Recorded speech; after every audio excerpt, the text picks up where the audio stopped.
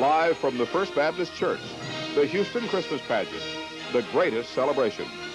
Brought to you in part by Los Cabos, the best-kept secret on Mexico's Baja. Good evening, everyone, and happy holidays. I'm Jan Carson. And I'm Ron Stone, and you are in for a treat before this evening is over. This is going to be a lot of fun for everyone, especially if perhaps in past years you've waited in line or tried to get a ticket to this production and have not been able to make it. Get comfortable in your homes because this is going to be a lot of fun. There are hundreds of costumes and also props involved in this Christmas pageant, and I'm going to take you on a tour of the makeup, the wardrobe, and the prop room. And we're going to talk with Gerald Ray, who is the minister of music at the First Baptist Church and who's responsible for all the magnificent songs that you'll be hearing before the night is over. You'll also meet Roger Raby, who is the director and the person who makes sure everybody goes to the right place and emotes properly. There are hundreds of people involved in this pageant, but also a lot of animals, too. Would you believe camels, donkeys, sheep? Doug Johnson is going to be outside at the animal tent to introduce us to those stars. Figures. And then it's live to the First Baptist Church for the greatest celebration. We'll return in just a moment with Reagan Courtney and Trevelyan Ray.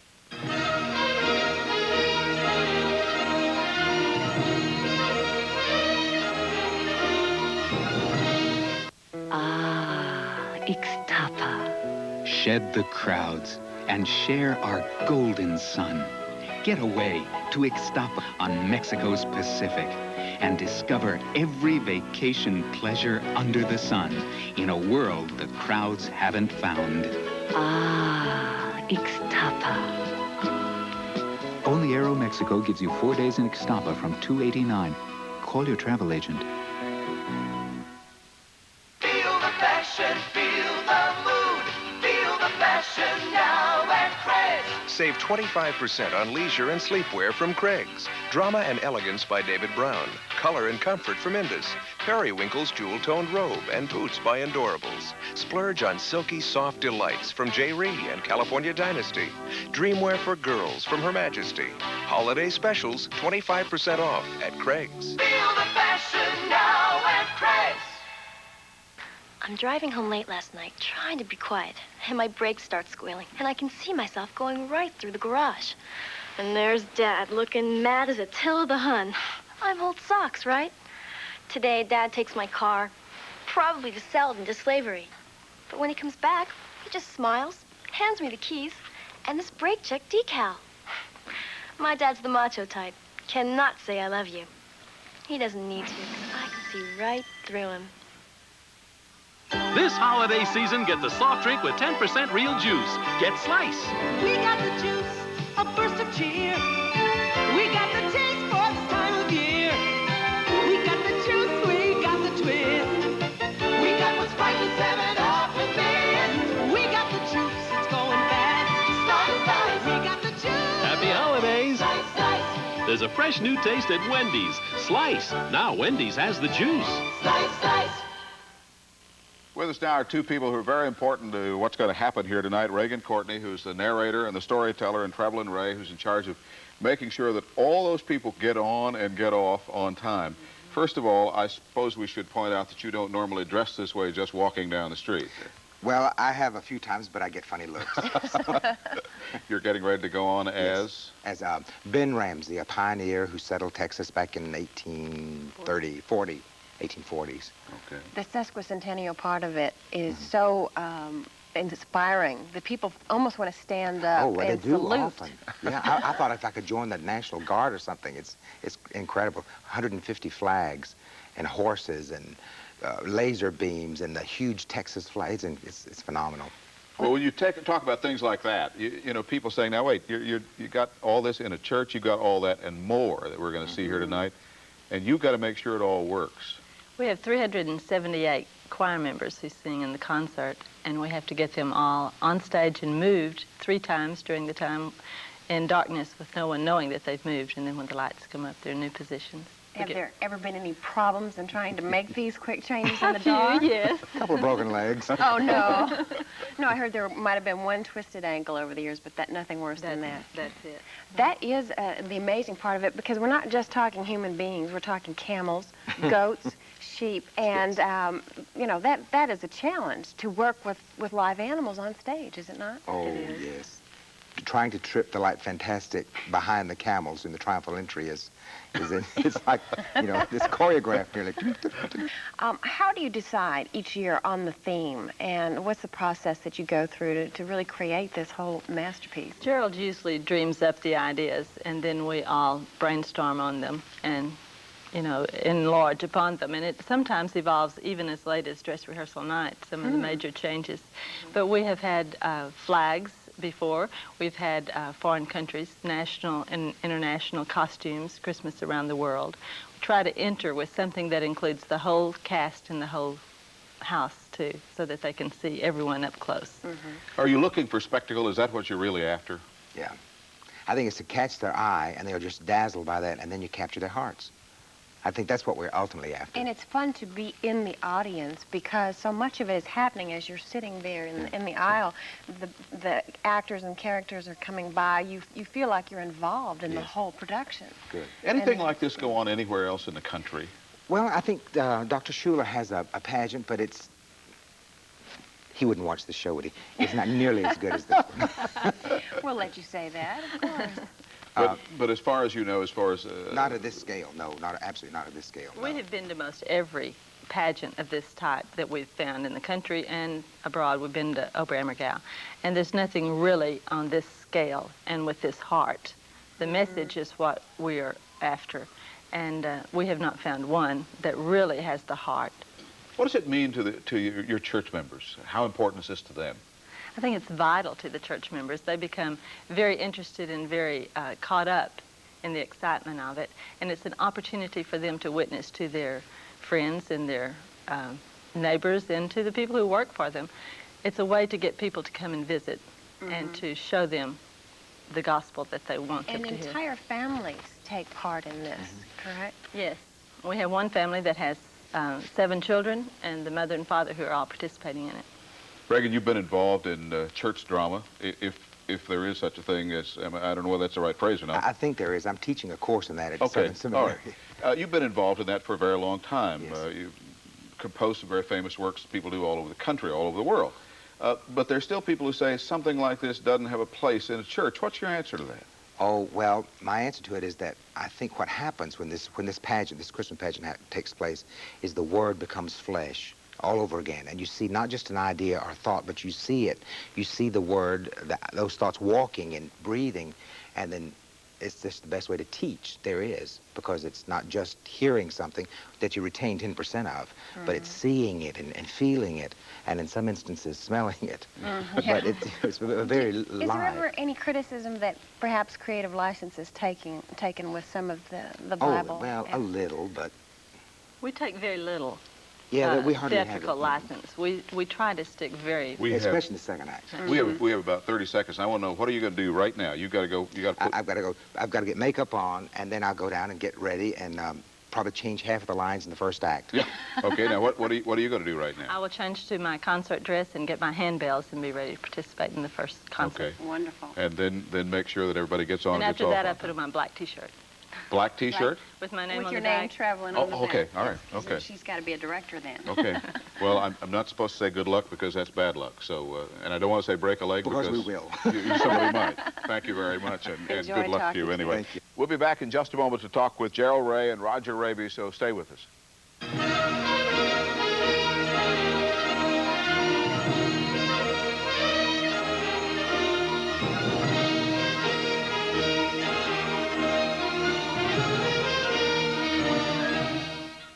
You're a Toys R Us kid, so come on and join us. Jeffrey! We're going to the magic world that's called Toys R Us. It's a magical land, so where else would you go? When everything's a Toys R Us and prices are low. If it's new and hot, it's a toy they've got. and the prices are hard to beat. You can touch the whole world, but Toys R Us kids know it's the one and only place to go. More games! More toys! Oh, fun! It's the world's biggest toy store. Let's go! Throughout the Houston area, you'll find 30 Texas Commerce banks and Texas Commerce bankers like Joe Hall, Westlake Park, Jack Fields, Reagan. Bankers who can lend over $200 million to any one customer. Paul Mays, Friendswood.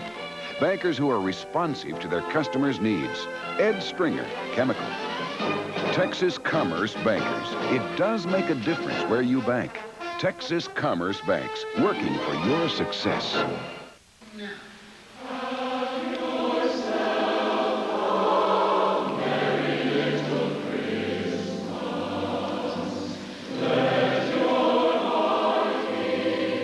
The whole purpose of this show is the Christian aspect, or the spiritual aspect of Christmas. That's why people come to it, because it starts my Christmas. It's a spiritual experience. We add the secular and we add the traditional just to make it entertaining, and for those who might not be interested in the spiritual at first, but it's a well-rounded show.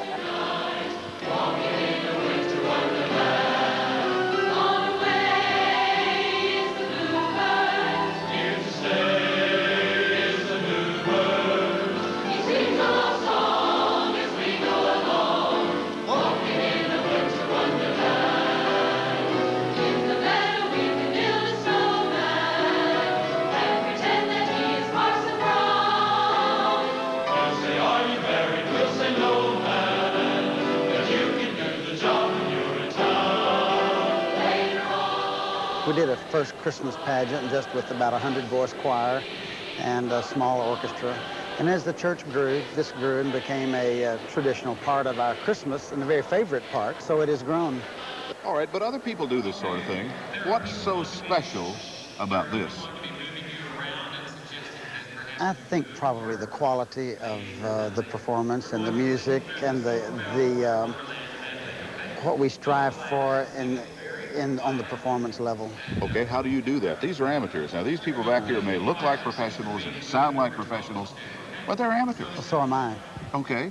We have one professional man, Mr. Mel Weinbrecht, who has done our stage and lighting design. And then we just did it, just common sense in a lot of areas tells us what sounds good. And we have several dramatic people in our church and choir, teachers and other people who have given direction through the years. When did you start working on this show? And do I call it a show? Sure. Okay. When did you start working on this show? In about June. Actually, immediately after last year's, we got our ideas on what we were thinking about doing. Actual work, the choir began singing the music in August, and we had script ready by August. And then probably the real work begins about October the 1st. I pretty much get the nuggets of what I want and what music, and then Reagan Courtney, our narrator, has been for the last 13 years. He comes in and we just have a session in my office, and we talk and record everything and read through what we want to do, and we, bat a lot of things around. From that, I type up a script. This year, Roger Raby, who is helping us, who is a well-known Houston artist and stage manager, and he worked with it, but basically it's just us three plus the Bible. You almost can't give us too much on this stage because it's so big, and the distance between you and most of the audience is so great. So bigger than life is what we have to be when we get on stage. If you're not the clap. Gerald and Trevelyan Ray came to see a production that I was doing at the music hall when they were looking for somebody to help them stage this in the church the first year. Yeah. I'm a director, and I go to wherever the next job is. And fortunately, every year, the 1st of October, till it's over, I'm hired by the people at First Baptist Church for the Christmas pageant. My job is the same. I still bring the same background and the same kind of routine and discipline to this, and I expect the same thing from them, and they give me the same thing. So there is really no difference. It's just maybe it takes us a little longer to bring it about. We have to rehearse amateurs maybe a little bit longer, a little more often, and the attitude is the difference. I mean, they bring a great spiritual, a great willingness, a great giving attitude, which I don't always get with professionals. On the 4th day of Christmas, on the 3rd day of Christmas, my true love gave to me 5 golden rings. And we don't shake until ring. Ring. We come up and we say the word. No, we go up. What? Tenors announcements. Face 5. We go up. 5. On the 4th day of Christmas, On the 3rd day of Christmas, my true love gave to me 5 golden rings.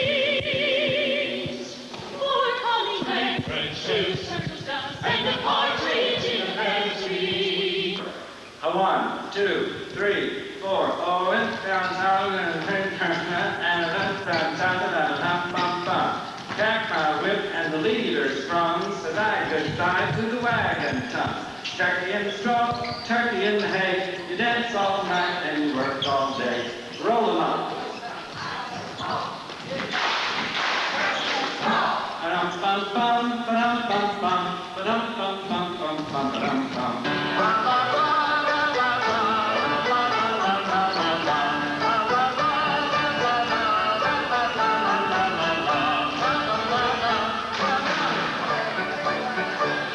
Well, that Mr. Catfish down by the stream, and said, Mr. Catfish, how do you mean?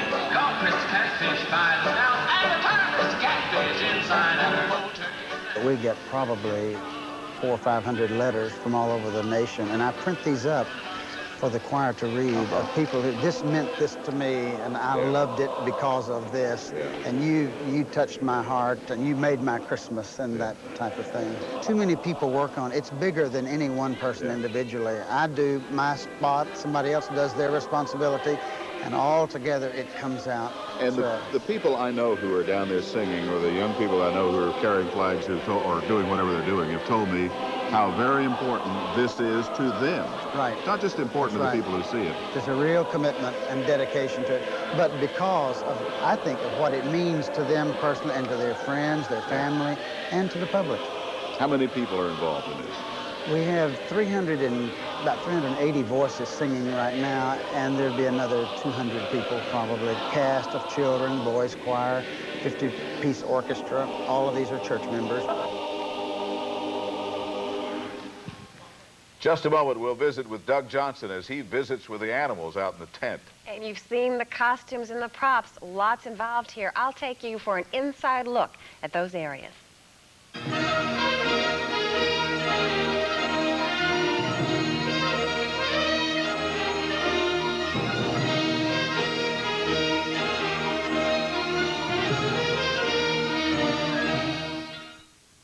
In Baja, Mexico, we have a secret place for you to discover.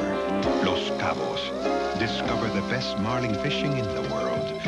Discover its rugged beauty, magnificent hotels, and miles of sun-swept beaches. Once you've discovered Los Cabos, it's a secret you'll want to keep. Only Aeromexico gives you 4 days in Los Cabos from $279. Call your travel agent.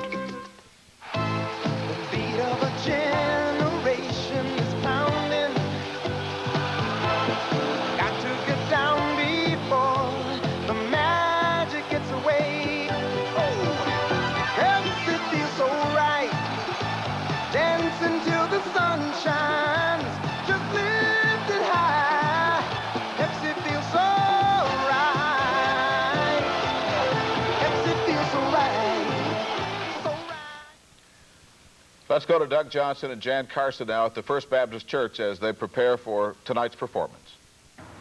Well, the show is about to begin, and before we start with it, I thought it would be a good idea to come in and take a look at some of the animals who play such a big part. In fact, probably, Gerald, you think the animals play a bigger part than the actors, is that right? That's true, yes, At least insofar as you're concerned. This is Gerald Hunter in charge of all the animals. Now, do you train them? No, or just sir, make them behave?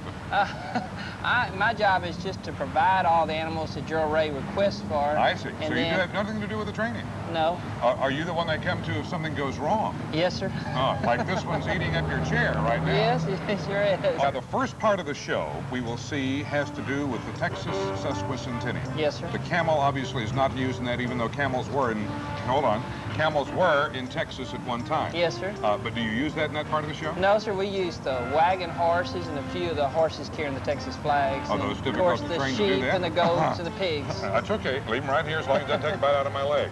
So you have pigs and you have sheep and you have horses. Well, are you moved to go out and take a bow with the actors when all this is over? Do you feel the great pride that probably a good actor would? Well, I give all the glory to Jesus. It's not me. The Lord provided. We've never had any serious problems at all, you know. Yes, but as many animals we've had on stage. But it seems to be unfair the way that works. Now, you're giving all the credit to the Lord if it works well. In my business, when the weather goes right, God gets the credit, and when it's bad, I get the credit. Is that the way it works here, too? Sometimes, yes, sir. Gerald, we're going to be watching Okay. it very carefully tonight, and if anything goes wrong, we'll know who to come Yes. to. Got to keep them all on the stage and not doing anything on That's the right. stage they're not supposed to do. Thank you. Thank you very Thank much, you. Gerald.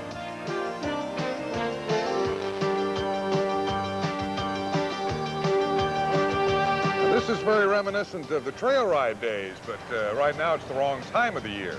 One of the things you have to understand about any stage performance, particularly one of the magnitude you're about to see, is there are all sorts of people behind the scenes who have most unusual jobs.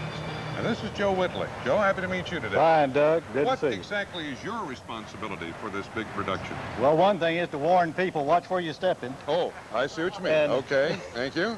All right. And why did you hand me this? Well, I thought maybe it'd get you to help me a little bit. My father always said get a trade, and I guess I'm ready to learn. That'll be a good All one. right, what for do we you. have to do? Well, almost every project, you know, has an end result to it. Well, I take care of the end results around here. I think I'm beginning to see what you All mean. right. And I think I want to give this back to you. Okay. Does that present much of a problem? No, we really do try to keep the animals clean, keep the pens clean.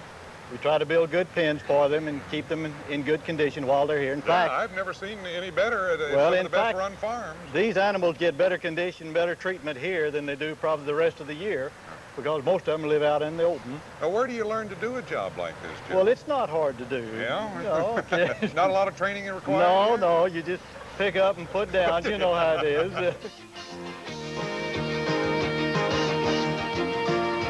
Sarah, how long have you been involved in this Christmas pageant?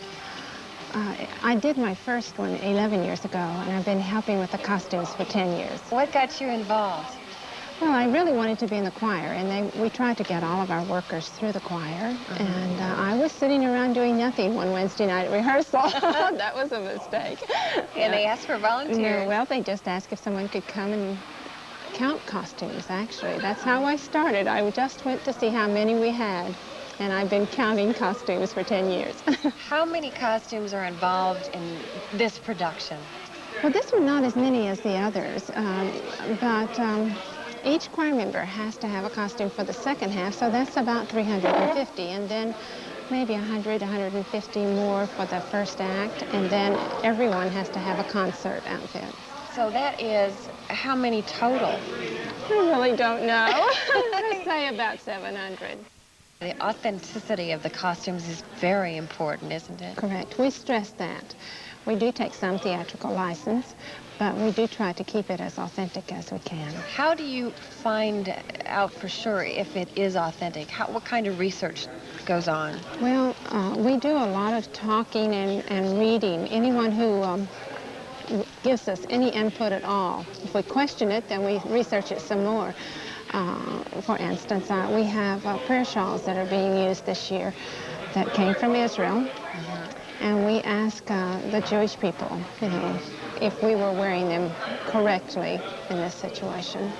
You're trying to get people to kind of mentally go back in time centuries and recreate something that we can only imagine what it really looked like. Yes, we encourage them to try to think of themselves as a character. You are no longer Pat Johnson, but you are a person from the Bible. And we encourage you to play that part from the moment that you put on your robe.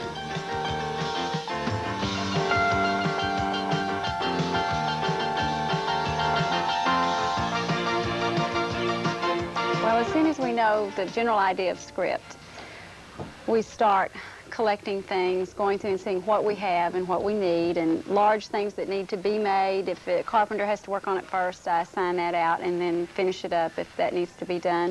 If we need to borrow things, we start making lists and asking choir members if they have certain things. And people look through their closets. Right, and bring things out of Grandma's attic and things like that. Whenever you see something that you think will work sometime, we grab it and save it, and we store in the prop room down underneath some of the seats. And how many props have you collected over the years? I don't even want to know. It probably would be in the thousands. There's a lot. Our needs are different than other stage productions because we have small doors. We don't have a backstage. We can't fly objects. We don't have a curtain. It's like going back in time, turning back the pages of history, taking us back to a time long, long ago, and the costumes are so authentic and so in time and in keeping with the whole age of history that at times you almost forget where you are, and you feel like you are, in a way, transported back into history.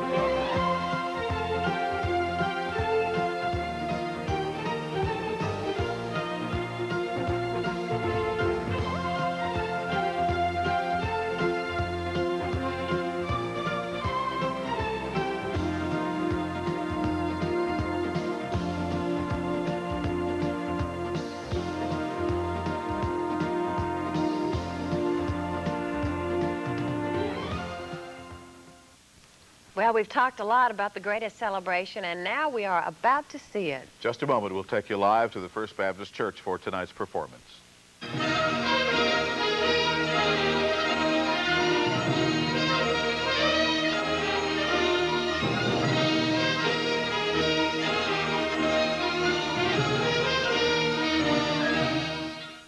The best things in life are on sale this holiday weekend at Kahn's Appliances. Capture this holiday's memories with the Zenith Video Movie Camera Recorder with 6:1 zoom, built-in microphone, and compact design for easy recording.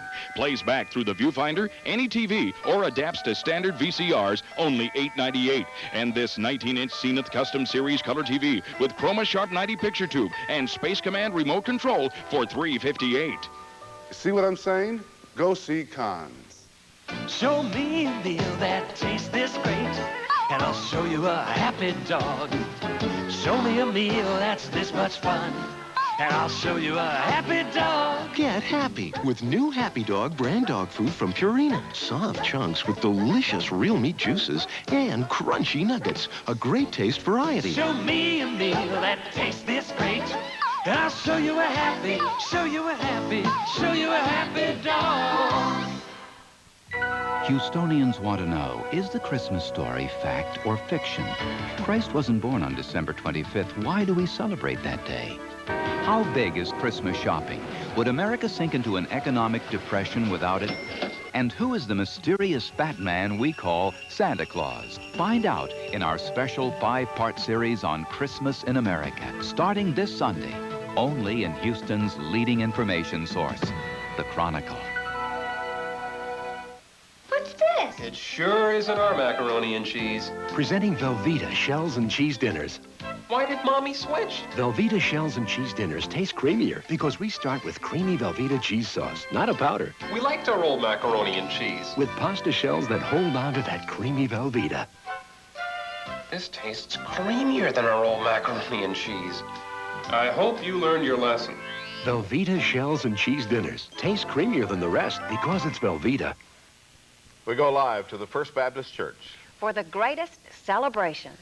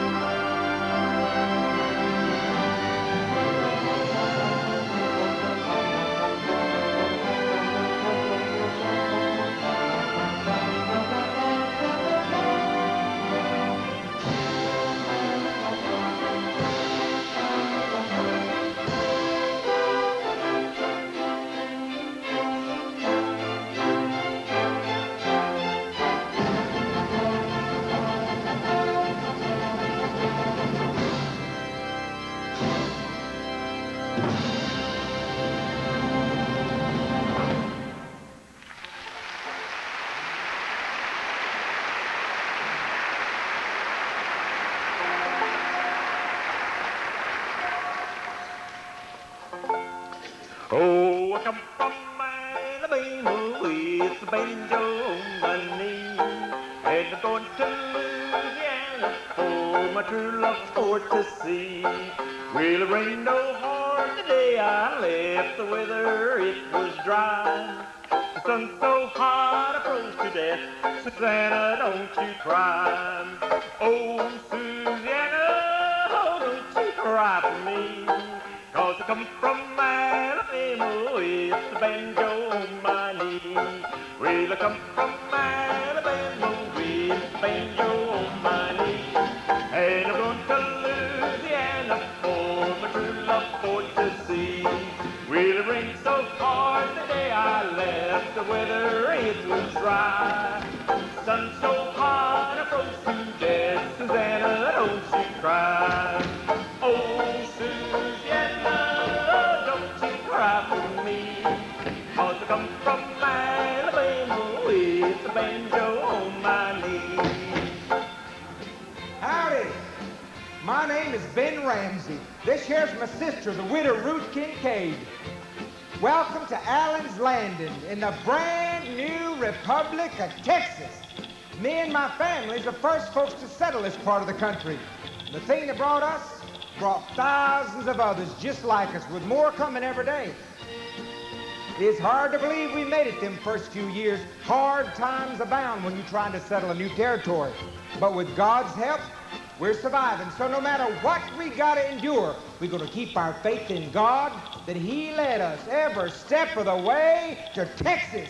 And then remember how excited we were when we decided to come from Virginia to the great Republic of Texas and help build a new nation? And oh, we were so excited when we heard that Stephen F. Austin offered 4,000 acres to the head of each family. So we just packed our bags, we packed our wagons, and away we came to Texas. And I tell you, and they're coming from everywhere. We have 20,000 people living right here. 20,000, I just love neighbors, don't you, Ruth? Oh, I love them. For to see my Sal singing Polly Wolly Doodle all day. For my Sal, she is the spunky gal singing Polly Wolly Doodle all day. Fare thee well, fare thee well, fare thee well, my fairy fay. For I come from Louisiana for to see my Susiana singing Polly Wolly Doodle all day. Oh, I went down south for to see my Sal singing Polly Wolly Doodle all day. For my Sal, she is a spunky gal singing Polly Wolly Doodle all day. Fare thee well, fare thee well, fare thee well, my fairy fay. For I come from Louisiana for to see my Susiana singing Polly Wolly Doodle all day. Just a few years ago, August Allen, a mathematics teacher from New York, come up from Galveston on a raft up the Buffalo Bayou, landed right here. And he founded the town of Houston, just a watermelon seed spit that away. Yep, and he wrote in his journal, he said, one of these days, Houston's gonna be the biggest, the richest, and the best. He said ships would sail and railroads would run.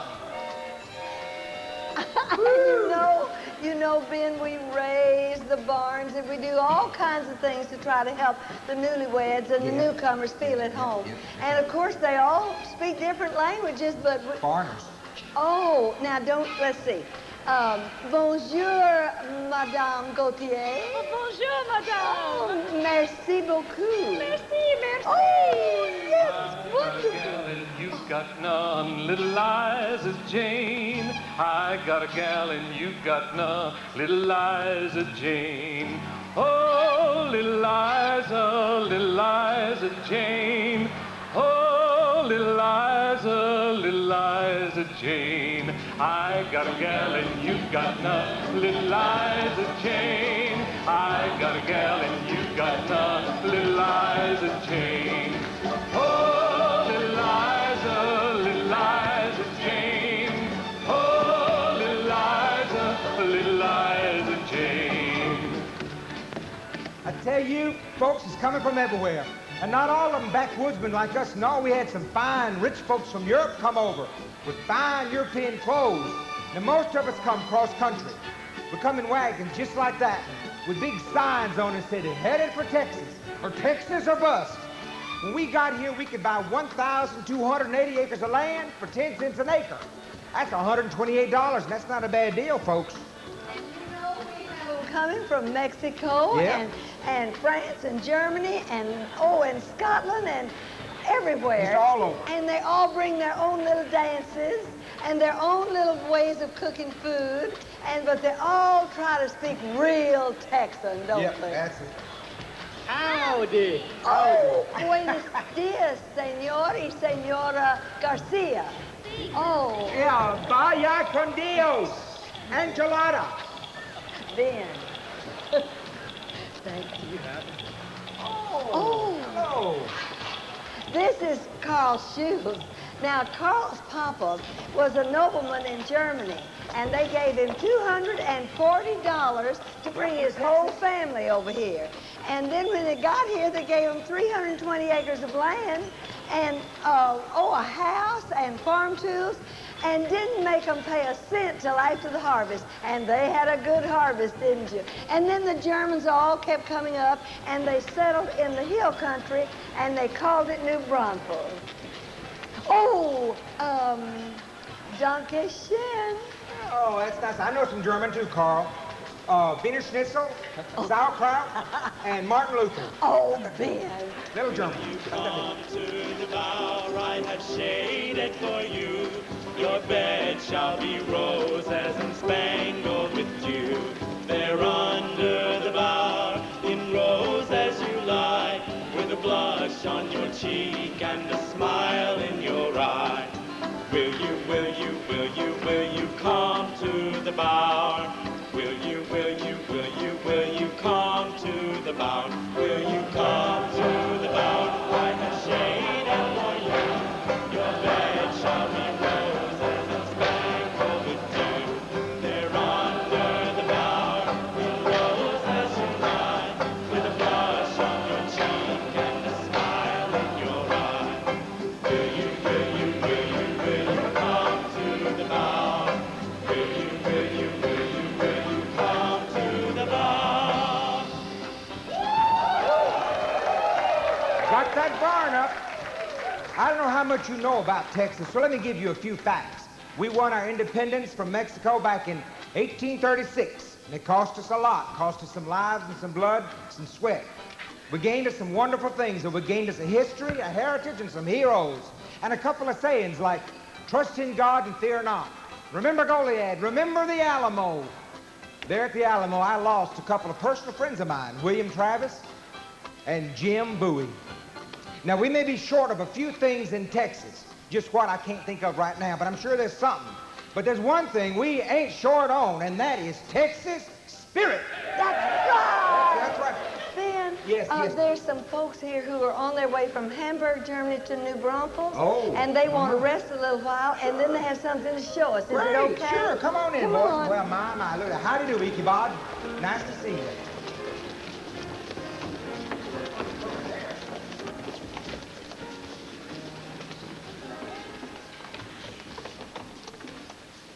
O Tannenbaum, wie grüße deine Blätter. O Tannenbaum,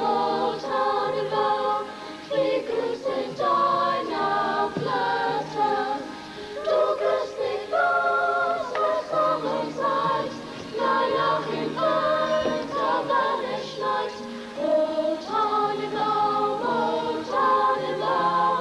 wie grüße deine Blätter.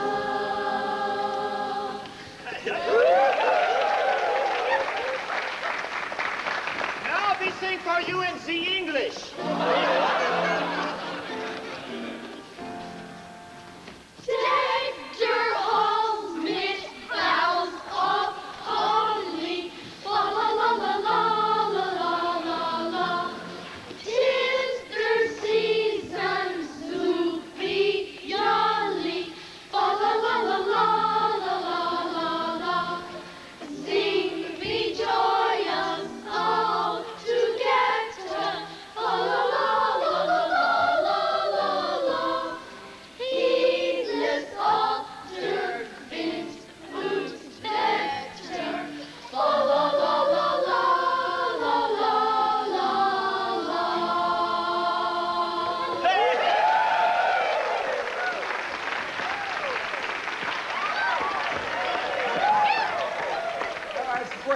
flowers, that's great.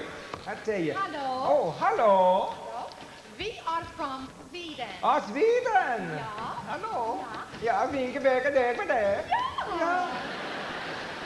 We go to town of Austin. Austin say Austin, ma'am. Austin, ma'am. Ja. Ja.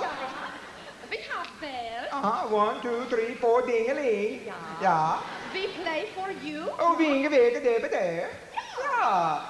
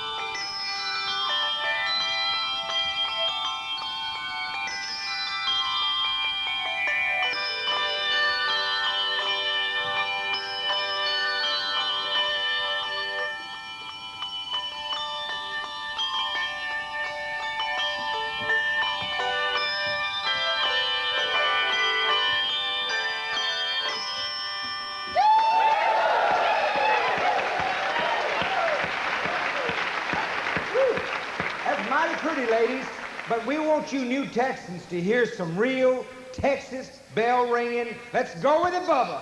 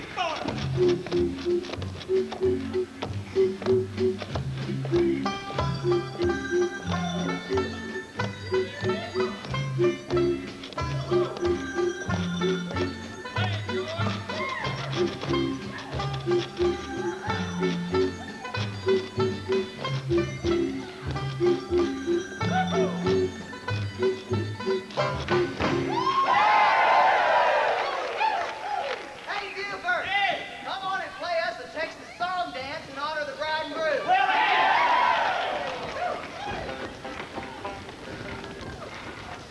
One, two, three. As I was going down the road with the tire team and a heavy load, I cracked my whip and the leader sprung. It says I goodbye to the wagon tongue. Oh, turkey in the straw and a turkey in the hay. Dance all night, work all day. Roll up, twist up the high tucker haw, and you hit a bunch of tune called turkey in the straw.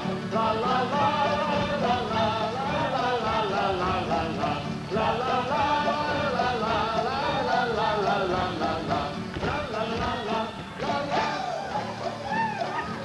Well, I went out milk and I didn't know how. I milked a goat instead of a cow. A monkey sitting on a pile of straw, a wink in his eye at his mother-in-law. Oh, turkey in the hay and a turkey in the straw. The old gray mare won't see nor harm. Roll up, twist up, pudding and oh, Susanna, oh, Susanna, oh, don't you cry for me. For I come from Alabama with a banjo on my knee. La la la la la la la la la la la la la la la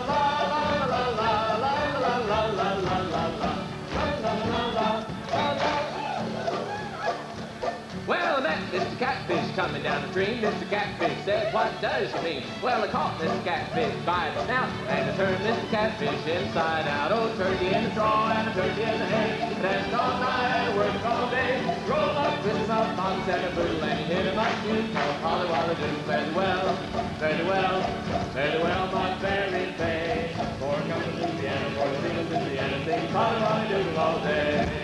Oh, Susanna, oh, don't you cry for me, for I come from Alabama with the banjo on my knee.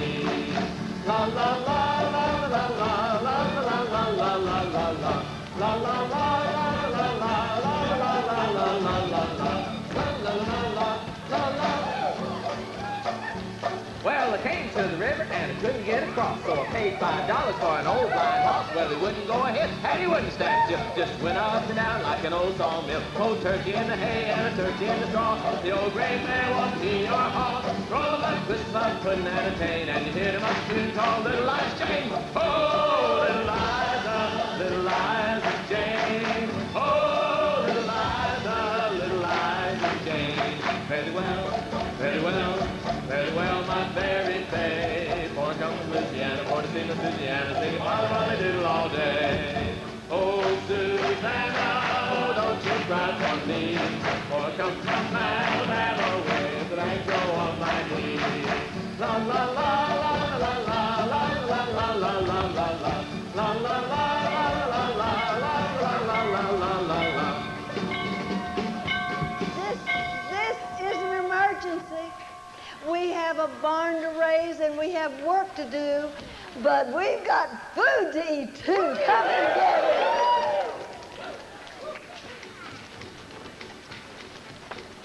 Come to the bower I have shaded for you. Your bed shall be roses and spangled with dew. There under the bower in rows as you lie, with a blush on your cheek and a smile in your eye. Will you come to the bower? Will you come to the bower?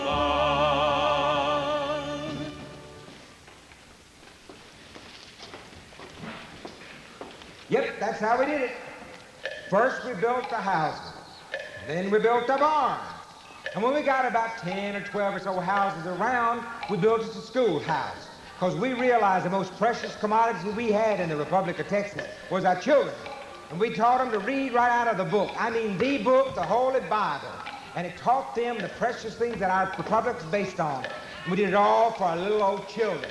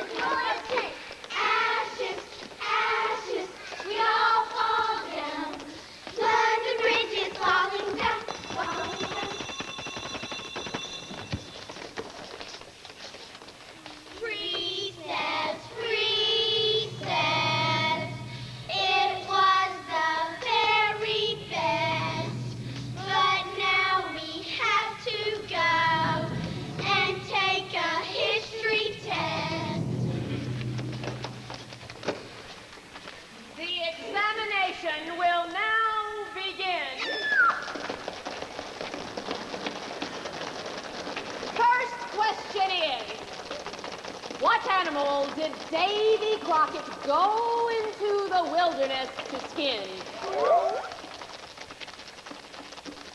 Matthew!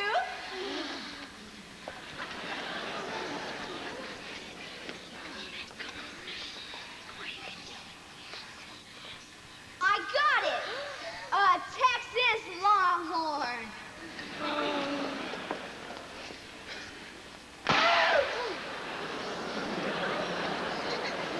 Question number 2. Who was defeated at the Battle of San Jacinto?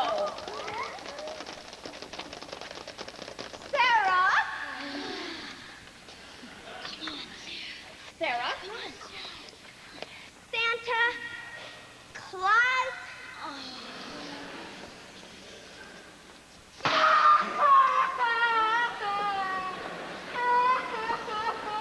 Question number 3. Who is a hero from the Alamo? Judson?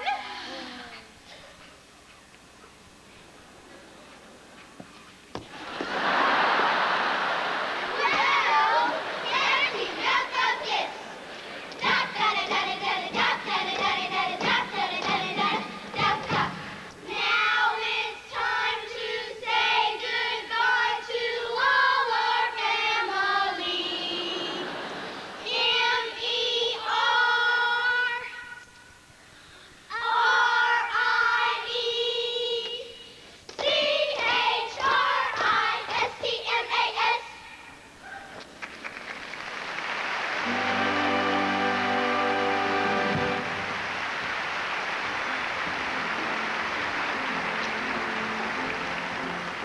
We lost my sister Ruth in 1862. Well, we didn't really lose her. I mean, she died. And I buried her body there on the Buffalo Bayou under an oak tree. And her soul went to the only place I know that's better than Texas. Amen? Amen. That same year, the Lord called me to preach. And I said, "You mean me, Lord?" He said, "I want you to go, Ben." So I lit out across this great land of ours. I rode a horse when I could. When I couldn't find no horse, I rode a donkey. When I couldn't find a donkey, I rode a deacon. When I couldn't find a deacon, I walked. But I was going out spreading the word. I preached everywhere. I preached under the stars at night. I preached under Brush Arbor. And finally, the Lord saw fit to give to me, his servant, a lovely little white frame church with pretty stained glass windows in it that was from Europe. I never will forget that first Christmas Eve service. It was a lovely time. We had people from all around the community. It was a Christmas Eve German candlelight figgy pudding hanging under the green La Posada Christmas Eve service. I want you to come with me now as we experience that wonderful time again.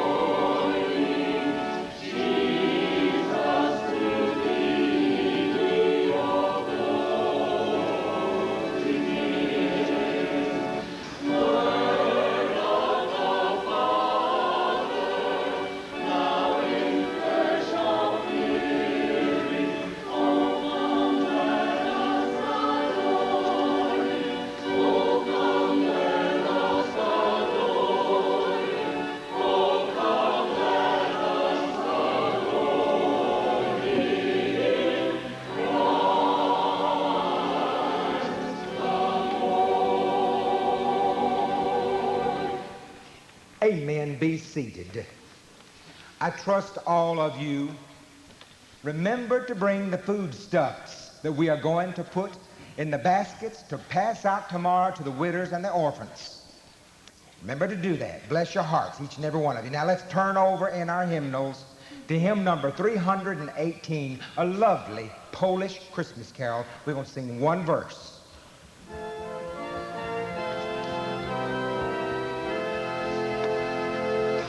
Sing with joy this Christmas morn, Jesus Christ our Lord is born. Great is shown the glorious light on that holy night. Angel voices praise and sing ye, Alleluia, joyful ringing. Gloria, Gloria, Gloria, glory be to God on high. Such sweet Christian spirits. Merry Christmas. Well, that's the way it was then. And this is the way it is now. It's 1985. We're celebrating 150 years. Seems like I've been doing the pageant for 150 years, but it's only my 12th year.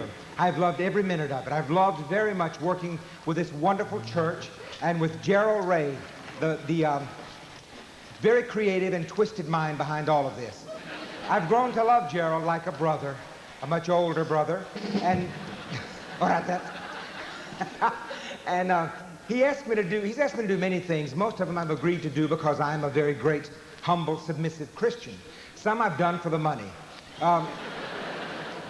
This year he asked me to do something very strange. He said, we're going to go from that 1862 Christmas Eve service, and we're going to go right into today. And I want you to make that nice little smooth segue, Reagan. Just, make up something. I said, but Gerald, I'm in a costume. How can I go into today? And he said, well, then just do something creative like kabuki theater. Change your clothes in front of everybody. And I said, Gerald, I've gone the second mile with you. I'm not going to take off my clothes in front of 4,000 people in the whole city of Houston. I'm not going to do it. And he said, in the most unctuous, righteous tones, quoting from the book of Jeremiah, he said, remember, the show must go on. So I said, there's no business like show business, like no business I know.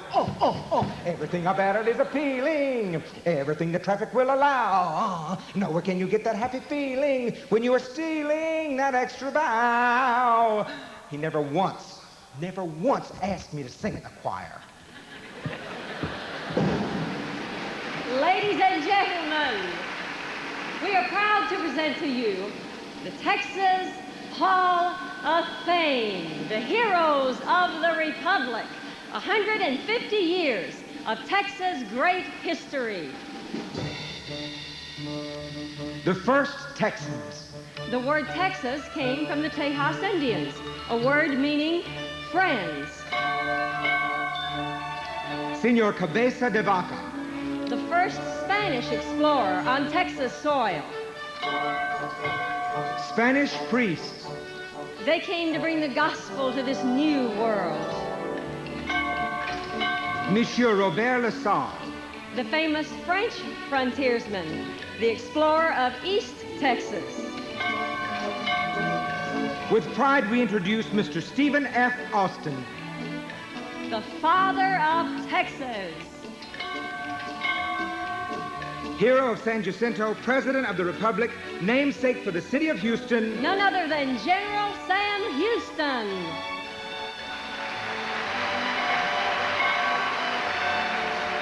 Jane Long. The courageous mother of Texas.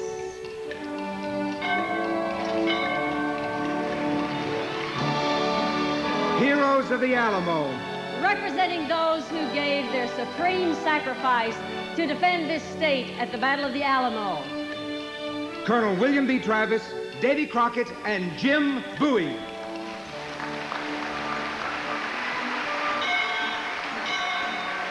And now we introduce the people from 18 nations who have become a vital part of Texas culture. From Spain, Germany, England, Sweden, and most European countries they came. And from different countries on the continent of Africa.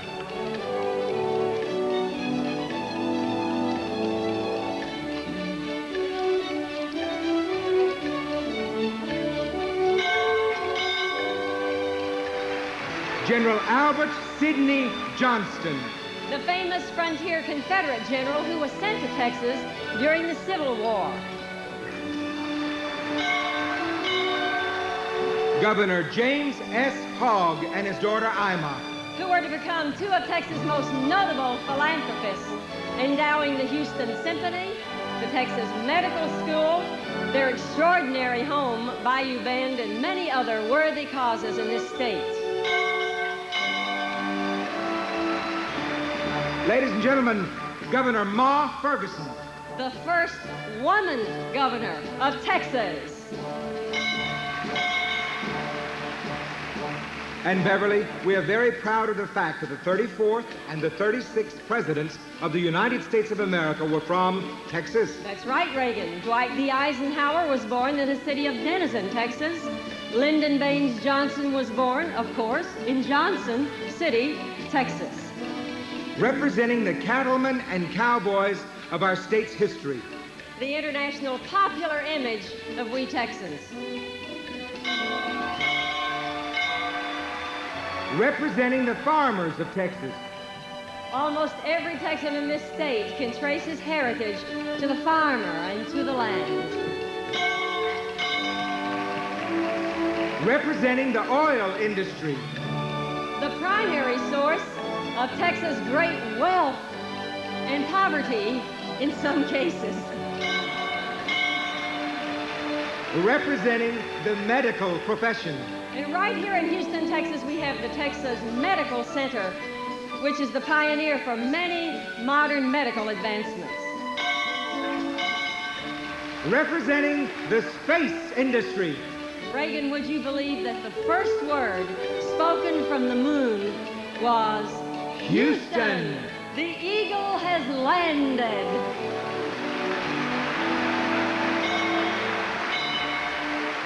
Representing the fine arts.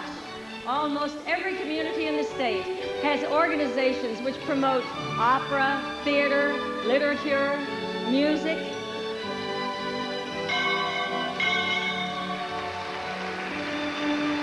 Representing collegiate athletics. Texas is renowned for its international collegiate sports programs, nurturing sportsmanlike conduct among our young people.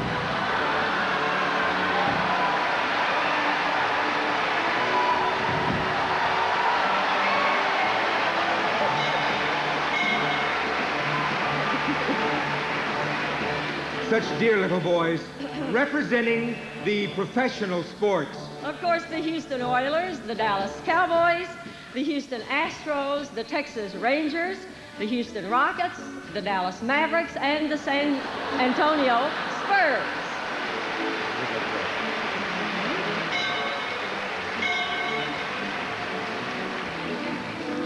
Our special guest tonight, Dr. John Blaha, astronaut.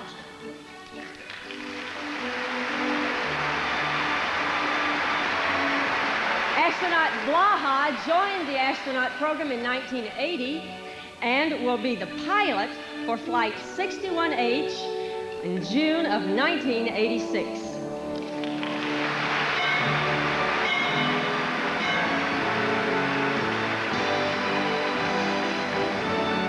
Miss America 1975, Shirley Catherine.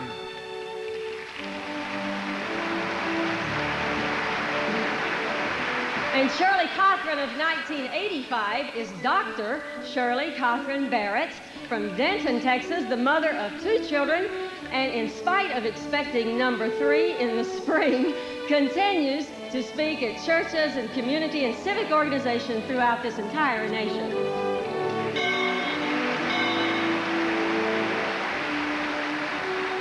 Now we are proud to introduce to you a Houstonian known to all Houstonians, a fourth-generation president of one of the finest chains of specialty stores in the state of Texas, chairman of both the Houston and the Harris County Texas Sesquicentennial Committees, Mr. Robert Sakowitz.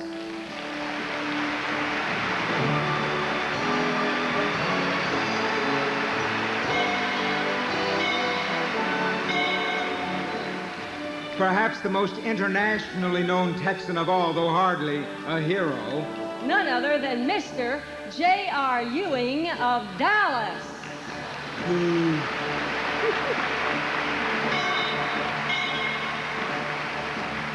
And finally, Texas' oldest residents. Reagan, they've been here all 150 years of her history. Mr. and Mrs. S. Kloss.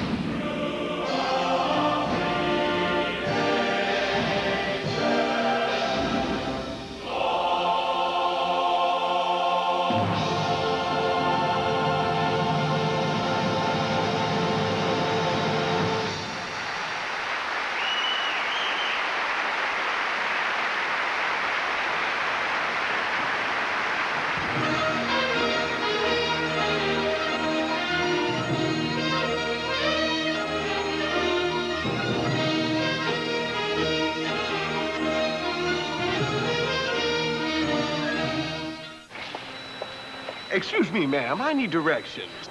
Sir, don't I know you from somewhere? Sharpstown Center, when the list is long and time is short. Follow us right away To a magical store. Jeffrey! Toys R Us kids know that we will find so much more. I'm making my list, Jeffrey. And Barbie and Ken are on it. Day to night, Barbie and Ken go from office to evening with two different looks. Barbie, $8.84 after rebate, Ken, $9.84. Wow! Barbie's home office goes from day to evening, too, just $16.88 after rebate. So much for Barbie at Toys R Us, all from Mattel. It's the world's biggest toy, so let's go!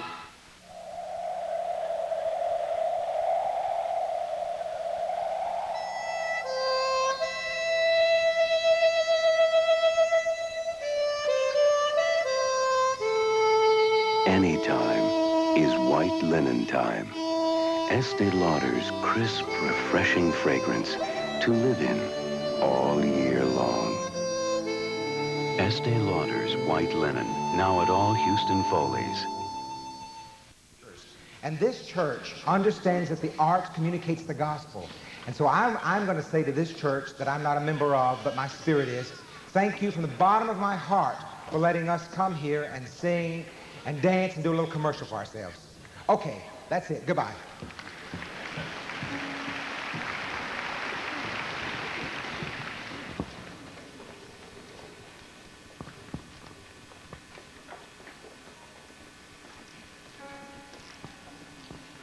Three, two, one. On the first day of Christmas, my true love gave to me a partridge in a pear tree. On the second day of Christmas, my true love gave to me 2 turtle doves and a partridge in a pear tree. On the fourth day of Christmas, on the third day of Christmas, my true love gave to me 5 golden rings. 4 calling 3 French hens, 2 turtle doves, and a partridge in a pear tree. On the 9th day of Christmas, my true love gave to me 9 ladies dancing 8, ladies dancing 7, ladies dancing 6, ladies dancing 5. You better not count, you better not cry, better not treat In a pear tree. On the 9th, on the 8th, on the 7th day of Christmas, my true love gave to me 5 arms. 4 calling birds, 3 French hens, 2 turtle doves, and a partridge in a pear tree. On the 11th day of Christmas, my true love gave to me 9 pipers piping, 10 horns a leaping, 10 ladies dancing, 10 singing, 5 golden rings, 4 calling birds, 3 French hens, 2 turtles, and Rudolph the red-nosed reindeer had a very shiny nose. Swinging on the 6 Jack Frost nipping at your nose. I'll be home for Christmas with a partridge in a pear tree, 4 calling birds, French hens, and a duck.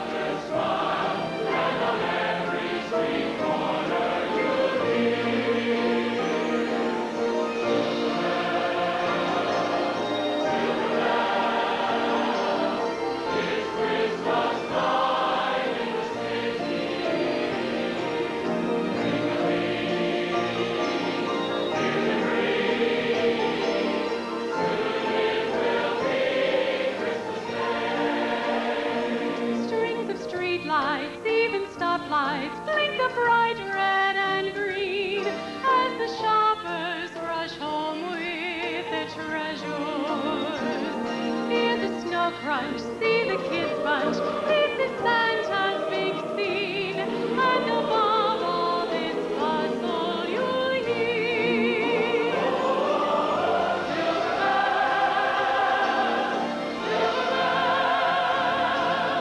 It's Christmas time in the city. Ring-a-ling in the breeze. Soon it will be Christmas Day.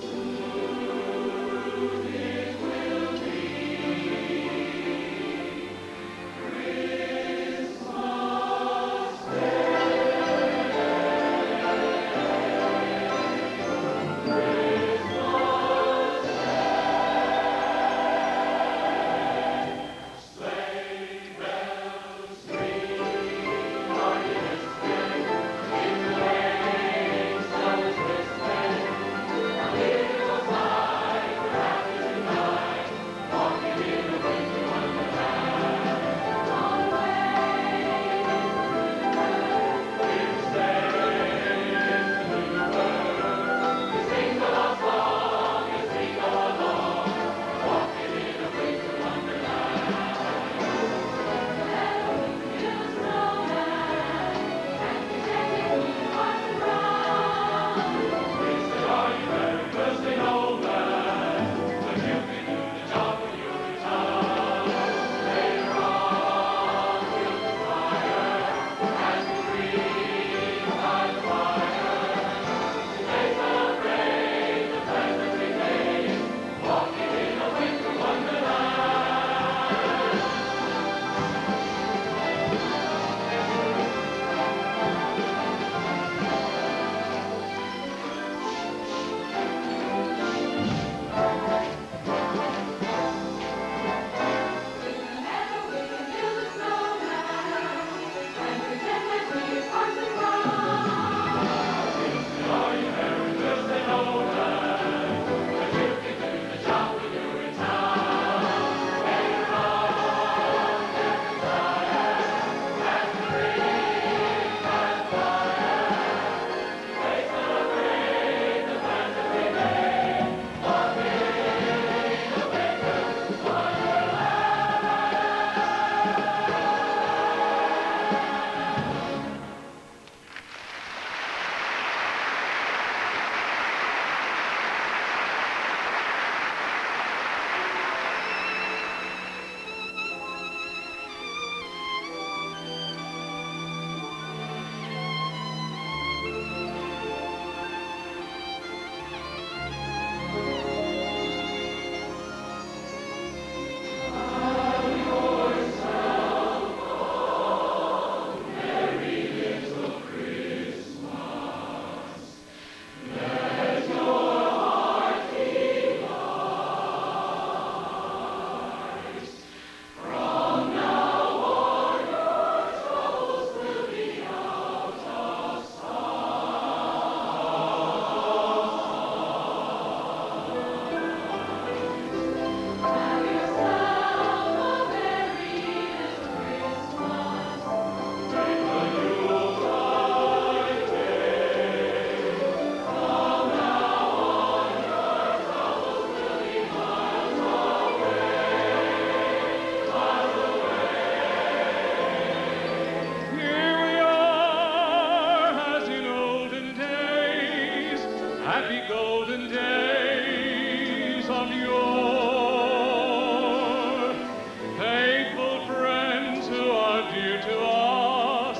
gather near to us once more. The years we all will be together as the Lord allows. May the shining star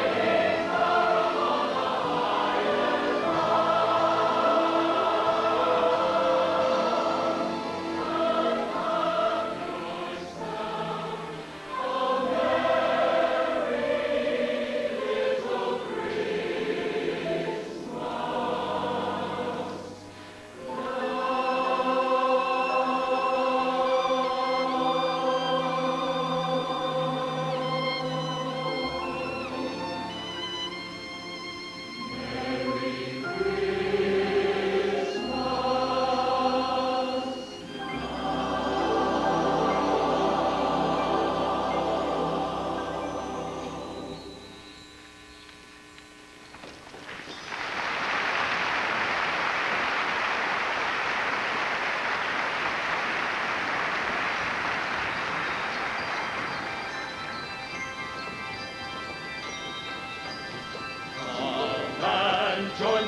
celebration. It's a very special day. Come and share our jubilation. There's a new king born today. Come and join the celebration. It's a very special day. Come and share our jubilation. There's a new king born today. See the shepherds hurry down to Bethlehem. Gaze in wonder at the Son of God who lay before them. Come and join the celebration. It's a very special day.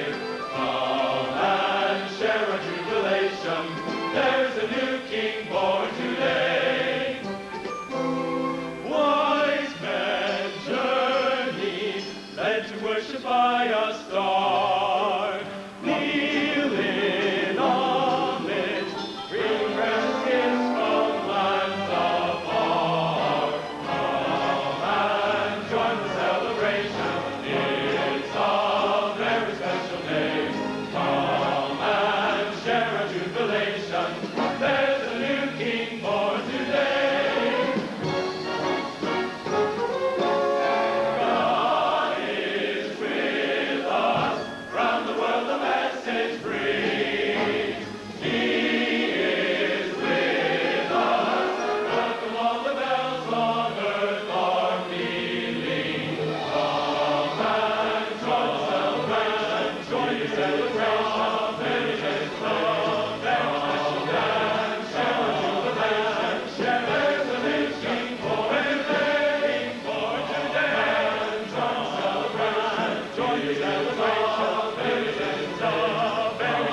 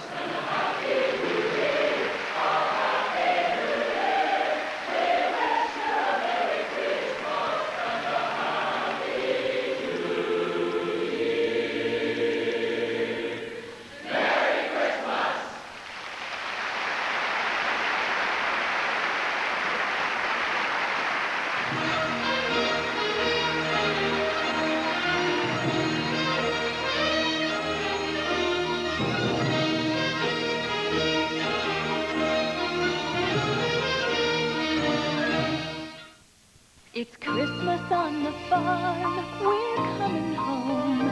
Grandma's fixing all the things we love. What a feeling of elation at this blessed celebration. It's Christmas Day on the farm. Merry Christmas from the dairy farm families of Associated Milk Producers. Several years ago, some Southwest Airlines employees started getting together to cook dinner for some special friends. One night they invited me along, and I ended up falling in love. This is a Ronald McDonald House, Dinner is served. a home where families with seriously ill children can stay while their children are undergoing treatment at a nearby hospital. Individual families from all walks of life become one big family here. And the spirit of Christmas lasts all year long. Southwest Airlines has named the Ronald McDonald Houses their primary charity. We're here to help spread the word about the very special love we found. Merry Christmas, Herb. Merry Christmas, Shay. And a Merry Christmas to you, too. From the airline that love built and the house that love built. Happy holidays. Ah, Ixtapa. Shed the crowds and share our golden sun. Get away to Ixtapa on Mexico's Pacific and discover every vacation pleasure under the sun in a world the crowds haven't found. Ah, Ixtapa. Only Aeromexico gives you 4 days in Ixtapa from $289. Call your travel agent.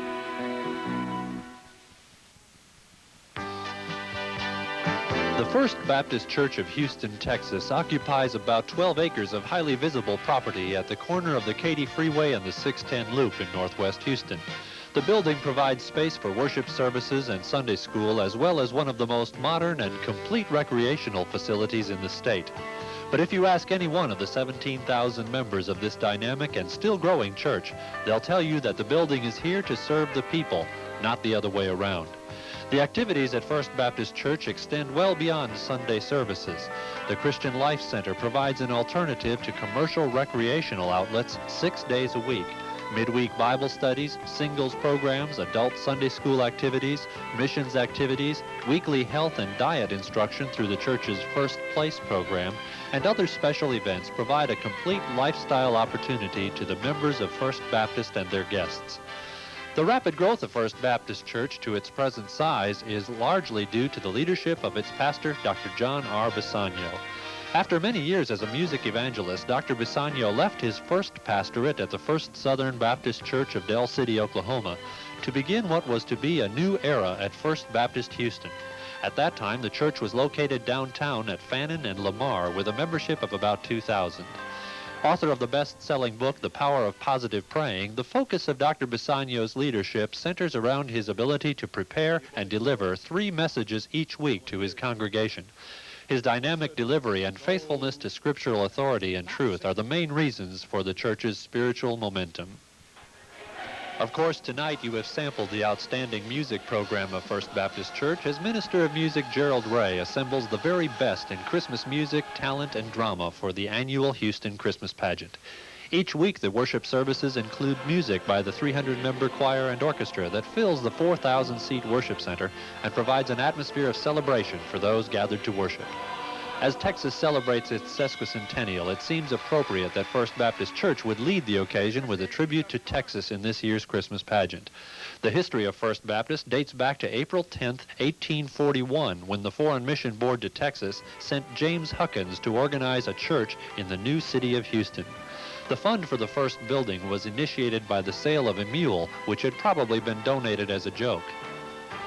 Under the ministry of Dr. James B. Level from 1917 to 1932, more than 8,000 people joined the church, and the church building at 1020 Lamar was erected.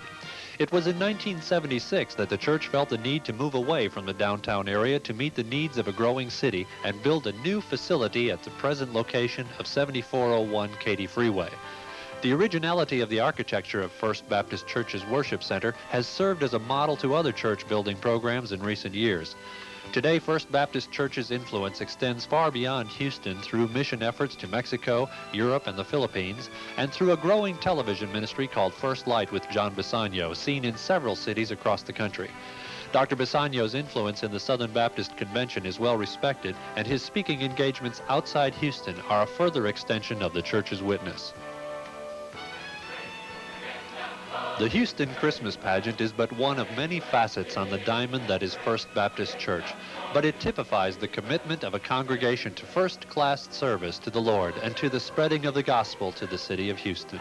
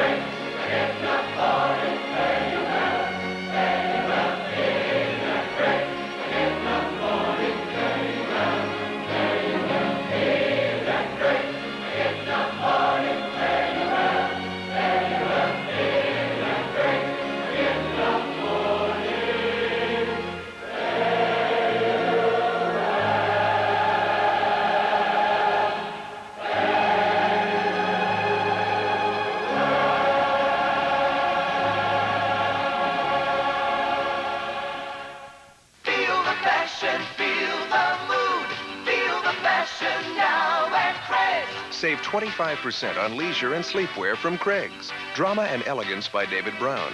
Color and Comfort from Indus. Periwinkle's jewel-toned robe and boots by Endorables. Splurge on silky soft delights from J. Ree and California Dynasty. Dreamwear for girls from Her Majesty. Holiday specials 25% off at Craig's. Feel the fashion now at Craig's.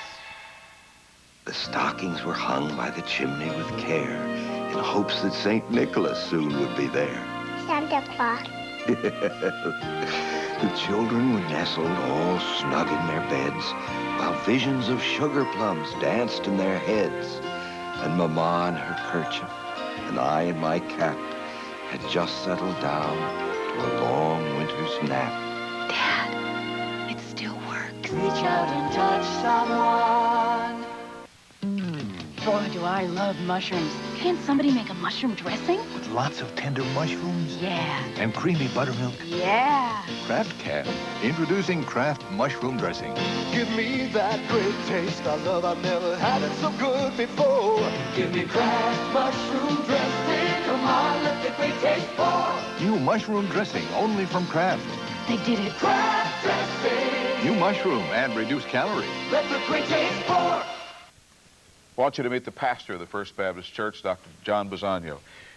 Delighted to have you with us. Delighted that we could be here for this spectacle this evening, and it is a spectacle. Thank you, Ron. We're mighty proud of the job the folks do, and so delighted to have this opportunity to share with Channel 2 in this joint effort. I spoke with Gerald Ray about this earlier, about how this thing has grown. Give us some indication as to how it's grown in your eyes. Well, of course, numerically, it's grown from 2 performances in the old downtown church of 4,000 to well over 40,000. I think the most staggering impact of the growth is the demand for tickets. We sell 46,000 tickets in 6 hours, and for every one we sell, we could sell, I guess, 100. People literally stand in line by the hundreds from 2 a.m. to get tickets, and nearly have riots because some folks can't get in. Spend a great deal of time in your pulpit and outside your pulpit emphasizing the fact that the First Baptist Church goes far beyond the bounds of that property down on Post Oak and the freeway. Does this help you to expand the bounds of that church? Yes, I think the pageant, more than probably anything the church does, Ron, helps us to carry out the mandate of the Great Commission to spread the gospel to the world. And this probably, more than any single thing we do, allows us to impact the entire world at every strata of secular society. And it's the one thing that our people can invite friends to that no matter what their mindset is or their background, know they will be favorably impressed. It's of that caliber, and so we think it's one of the most important things we do in the... You get letters about this from all over the world, I understand. Is that correct? Yes. Undoubtedly from every state in the Union, people have come, and actually folks have come in from some other countries 2 or 3 times. And we're just delighted that it presents what we're trying to say about Christ in such a powerful way. What are you trying to say? We're trying to say that Jesus Christ is the Prince of Peace, is the answer to the problems of the world, that there'll be no political rest or no stability anywhere until men's hearts are transformed, and Christ can change hearts. And if it takes a laser beam or a camel on stage to get that message across, that's okay? Yes, we believe that everything that every tool at our disposal should be used to get out that message. Printed word, television, preaching, proclamation, personal witness, and of course drama is such a fantastic way to do it. Probably nothing does it better than that. I want to be careful to say it doesn't do a better job than I do preaching, but I may lose my job. Watch yourself. No, I was going to say that there's probably no better drama anywhere in the world than one can find from a Southern Baptist preacher who gets wound up on Sunday morning, though. Who gets wound up on Sunday morning? Some of them get wound up. Oh, those other fellows. Back when we were in Oklahoma, I remember a few who got wound up. So where does it go from here? Is this about as big as it can get? Really? We really studied that. In all honesty, we could sell 5 times the tickets. But because our people are volunteers, they're lay people, they have jobs and kids, they have to get up and go to work. They're not professionals who can sleep till 4 o'clock and do it again. We're at the limit. We really think that 12 or 15 performances in the church is as far as we'll ever go. You will never be far enough as far as the people are concerned because, as you say, they'll keep buying tickets if you did this every night, I think. Yes, and incidentally, Ron, we don't sell tickets to make money, though it is costly, and we don't make any profit on it. We sell tickets strictly for crowd control. People have brought bus loads from 300 miles who couldn't get in, didn't have tickets, so they're very unhappy. So overall, it's maybe the best thing we do. Well, we think that this is a good service that we're all doing here tonight so that people who've never seen it before have an opportunity to see it on television. Of course, you know what that's going to do. It's going to make more people line up next year when the tickets go on sale. Well, they better be there early in the day. Dr. John Bisagno, thank you very much. Thank you, Ron, very much. Jan and I'll be back in just a moment.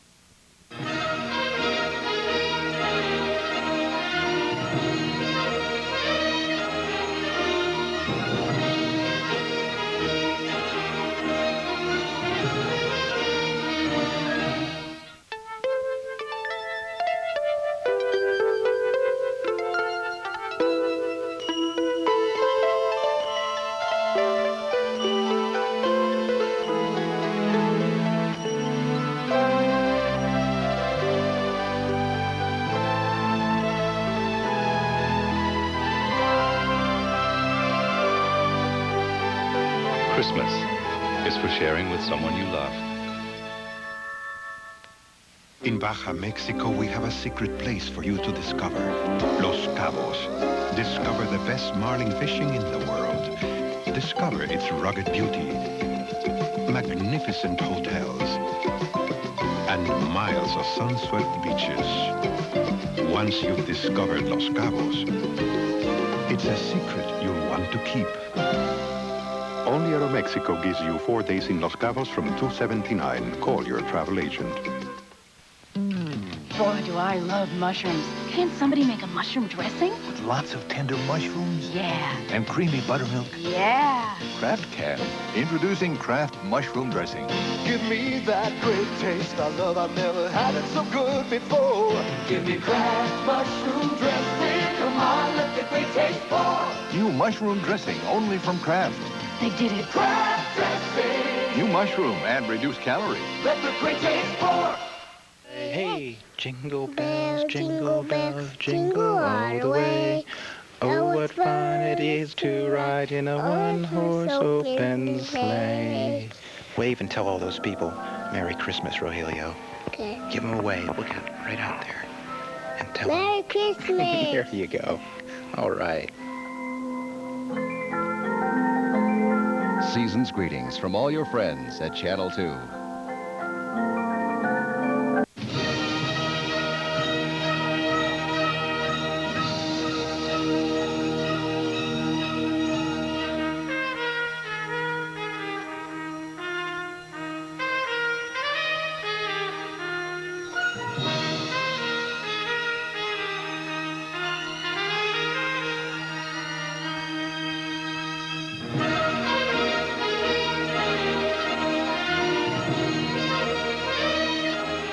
The Houston Christmas Pageant, the greatest celebration, brought to you in part by Los Cabos, the best-kept secret on Mexico's Baja. Janice says here we're going to see the catacombs of Rome. We're going to also see the nativity scene and the ministry of Jesus. So let's go back to the First Baptist Church for Act 2.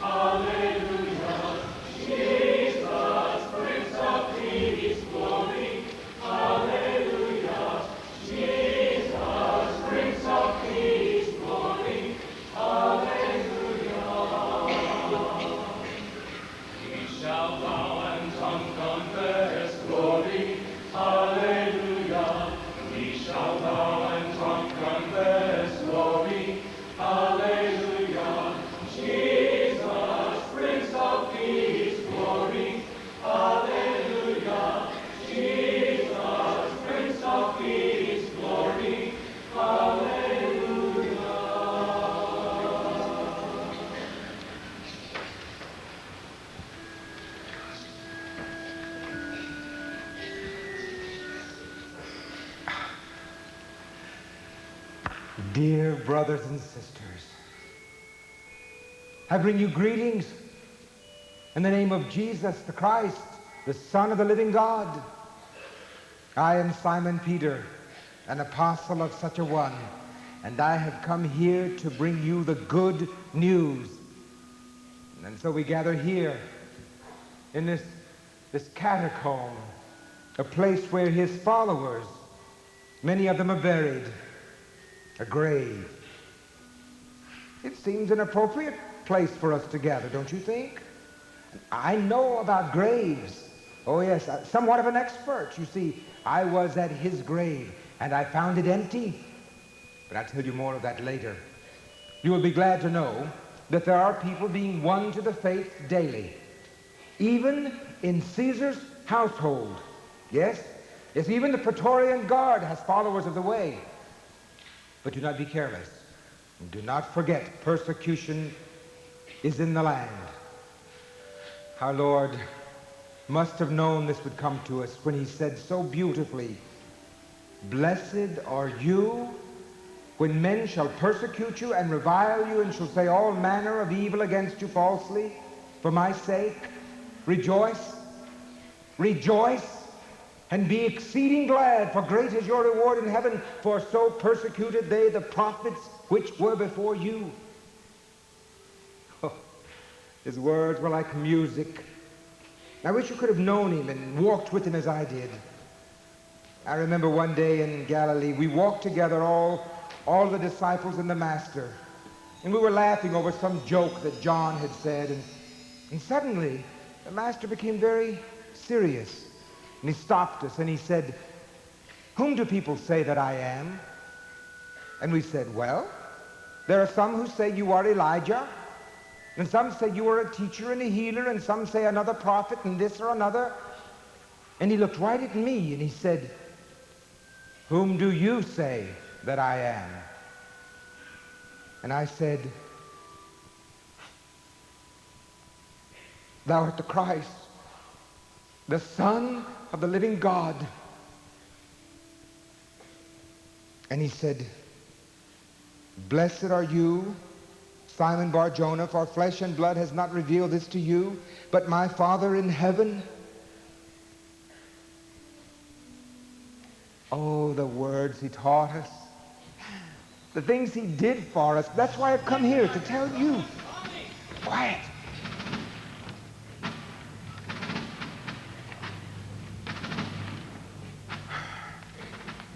I saw that scene repeated time and time again.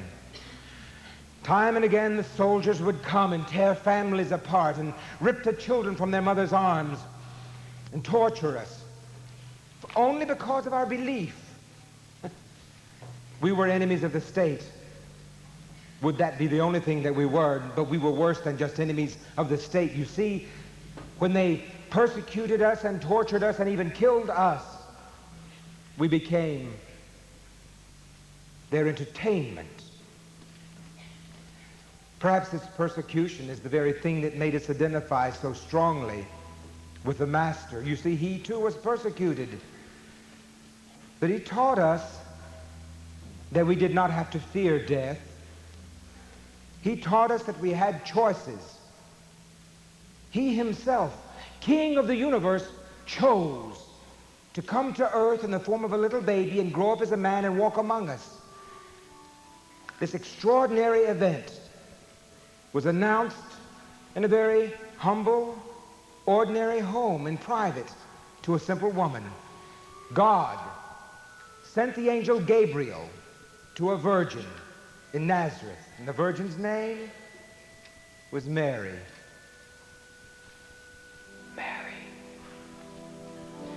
Mary, don't be afraid. I am Gabriel, an angel sent from God to tell you that you have been chosen to bear a son. And you shall call him Jesus. He will be great among men and will be called the Son of the Most High. He will reign over the house of Jacob, and his kingdom will have no end. I am your servant, Lord. Let it be done unto me according to your word.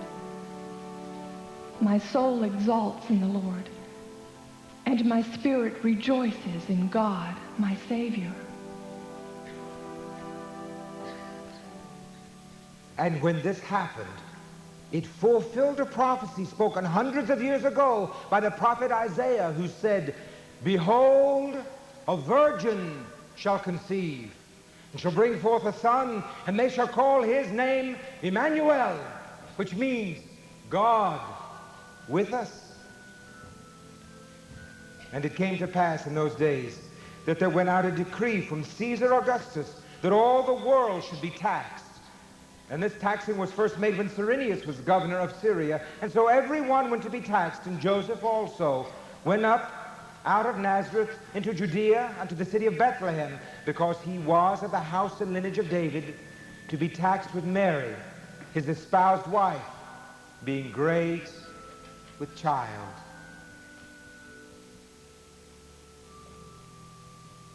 And so it was accomplished that while they were there, that she should be delivered. And she brought forth her firstborn son, kissed him, wrapped him in soft, swaddling clothes, and laid him in a manger, because there was no room in the inn.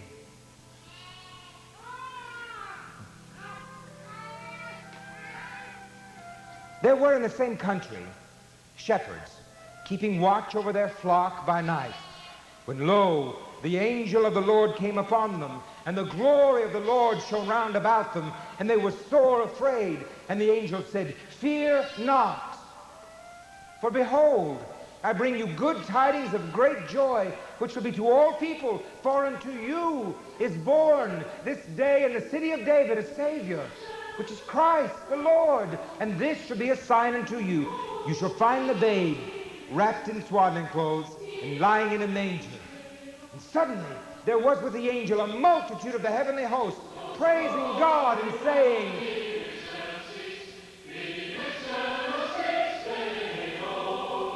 Glory, glory, in excelsis, in excelsis.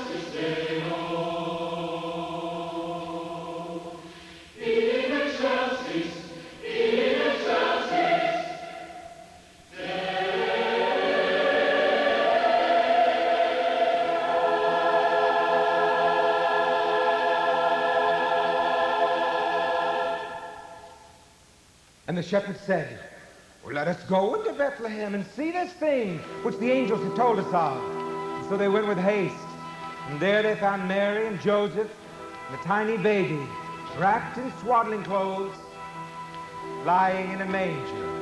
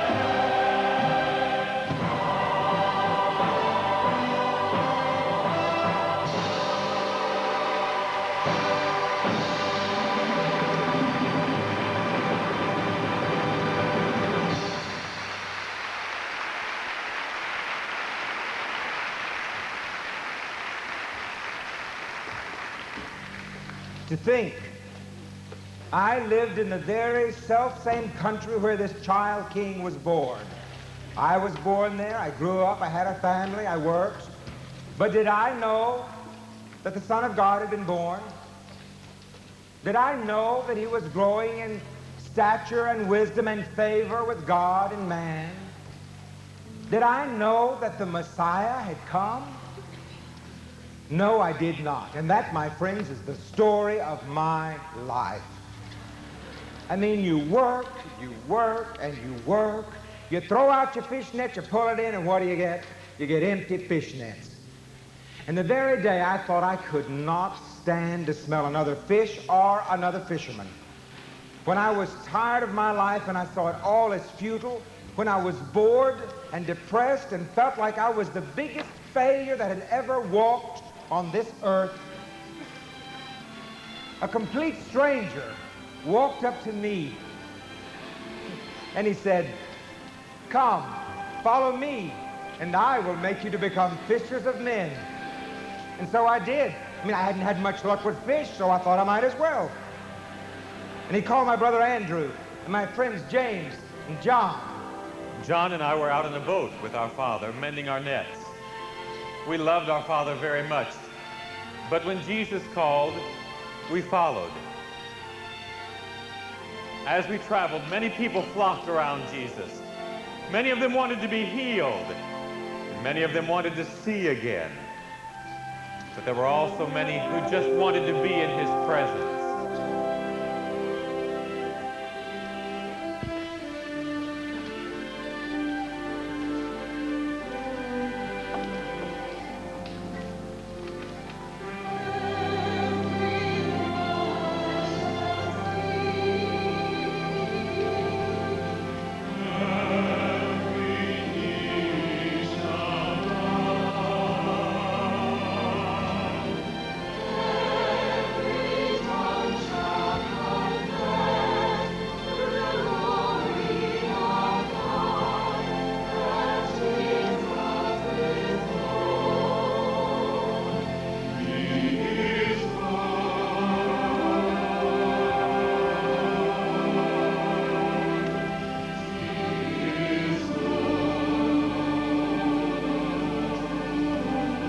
It was a day just like that, when a man came rushing through the crowd, and he fell at Jesus' feet and he said, "Please, won't you come with me because my daughter is dying?" You could tell the man hadn't slept for days because his voice trembled as he spoke. Jesus wanted Peter and John and me to come with him, and so we did. As we drew near the girl's house, the air was motionless and stale, because the girl was dead. Jesus went over to her and knelt down and simply said, "Get up, my child." And she did. Oh, there was great rejoicing in the house that day. I remember the time at Matthew's house. He had invited other tax collectors and non-religious Jews to dine with Jesus and his disciples. Well, as we were reclining at the table, some of the Pharisees saw this and said to us, "Why is your teacher eating with tax gatherers and sinners?" Well, Jesus heard them say this, and he said to them, "It is not those who are healthy who need a physician, but those who are sick. I did not come to call the righteous, but sinners." Well, when we questioned him on this, he responded to us, "Having eyes, do you not see? And having ears, do you not hear? What I tell you in darkness, speak in the light, and what you hear whispered in your ear, proclaim from the housetops. Everyone who confesses me before men, I will also confess him before my Father who is in heaven. You will be hated by all on account of my name, but it is those who have endured to the very end who will be saved."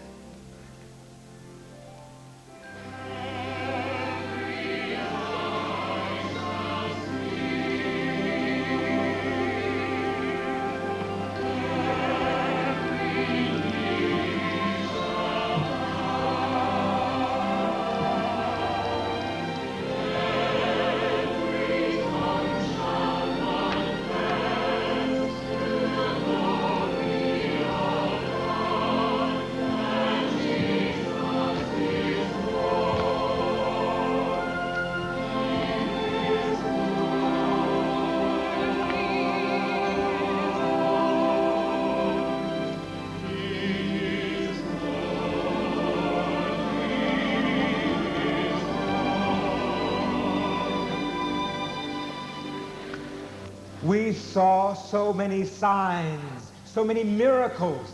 We saw blind people with their eyes opened up seeing. We saw lepers made whole. We saw crippled people walking. We saw dead people raised to new life. Miracles, signs of who he was. But there was another sign he gave to those of us with an ear to hear. He told us stories.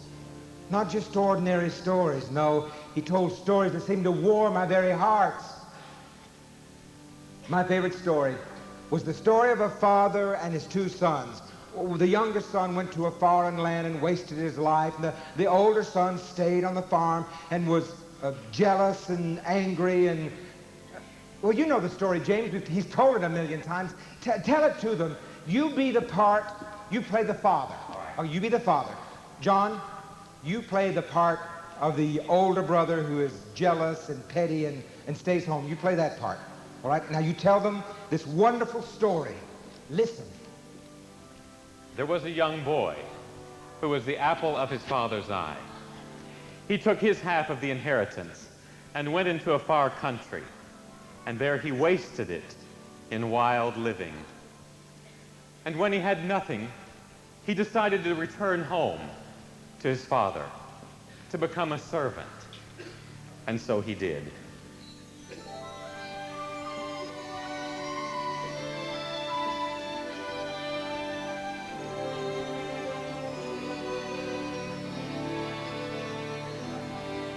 The day has come, the day for which I've wept and prayed, the time to shout. My joy has now arrived, my son is coming home, his face on the horizon, and my joy is full, because he is alive, alive, alive, alive.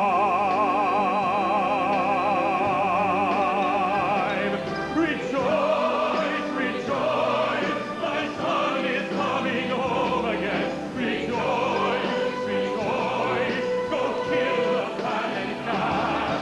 Rejoice, rejoice, my son is coming home again. Rejoice, rejoice, rejoice on his behalf.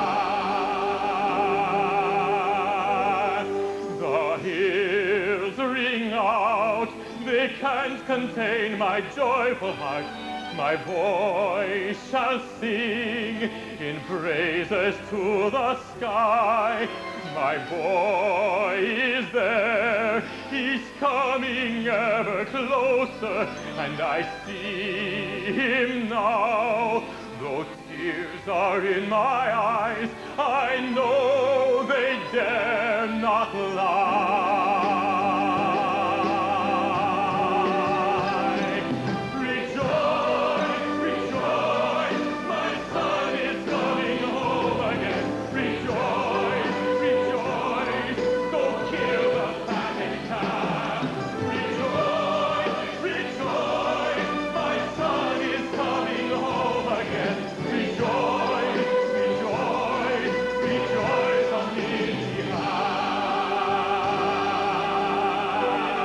Bring out the purple garments, the one from foreign lands. Bring out the jewel ring for him to place upon his hand. Give him shoes for his feet, for the news is complete. There'll be dancing in the house tonight, and feasting on the lawn tonight. I rejoice within my soul tonight. My son is coming home.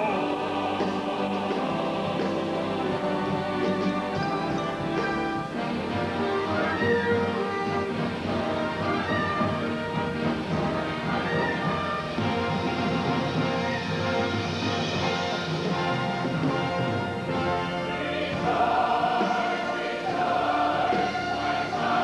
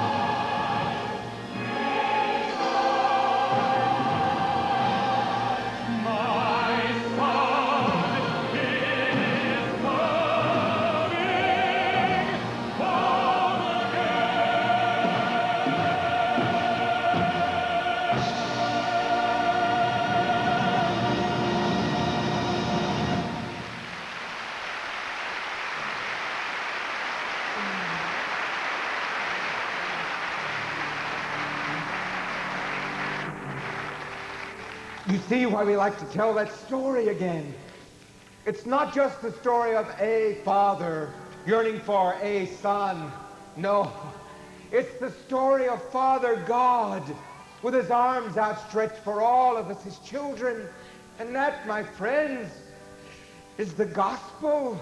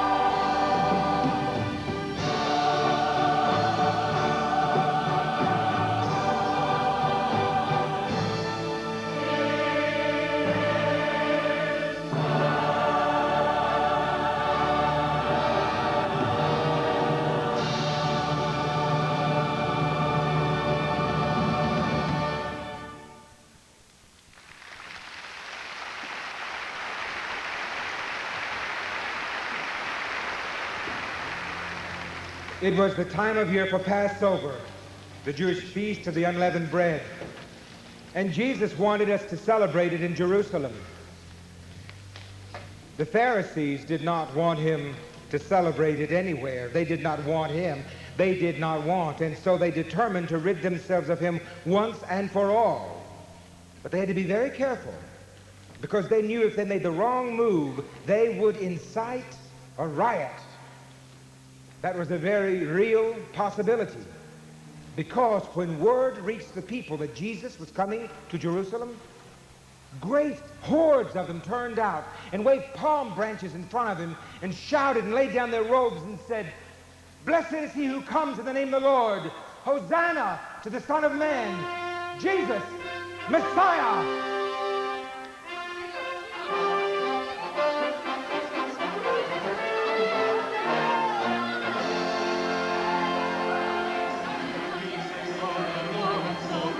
Hallelujah, King of kings and Lord of lords, glory. Hallelujah, Jesus, Prince of Peace, glory. Hallelujah, Jesus, Prince of Peace, glory. Hallelujah.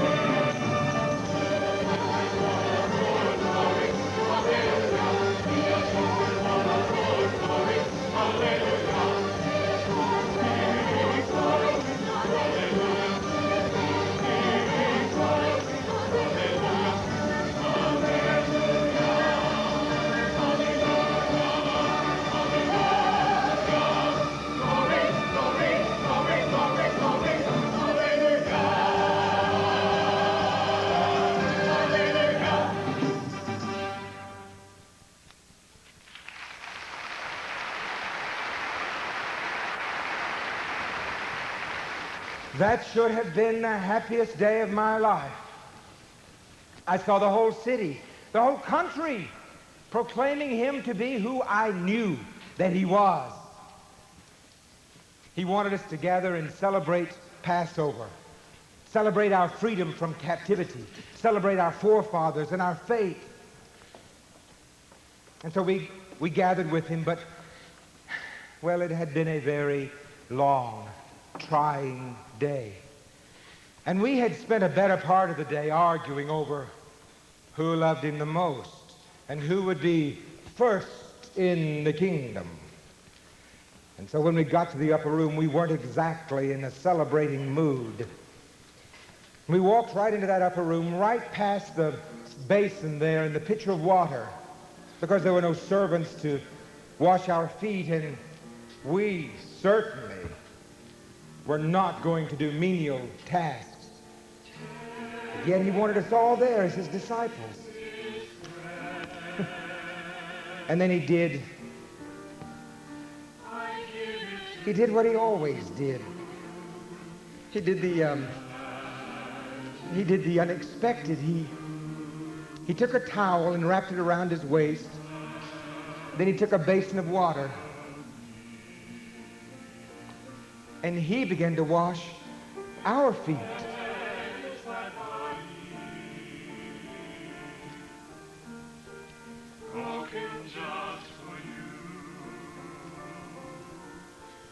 Oh, Lord, no, you're not going to wash my feet. And he said, Peter, if I do not wash your feet, you have no place in my kingdom. And I said, Lord, wash my feet, wash my hands, wash my head, wash all of me, Lord.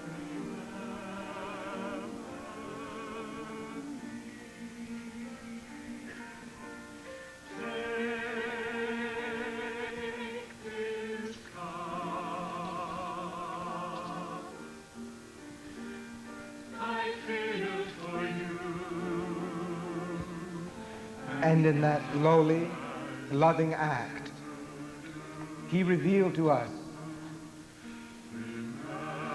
the true nature of his humble heart.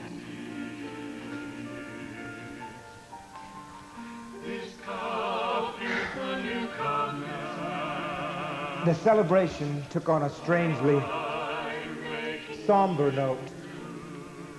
It was sad, wasn't it, James? Yes, I remember, Peter.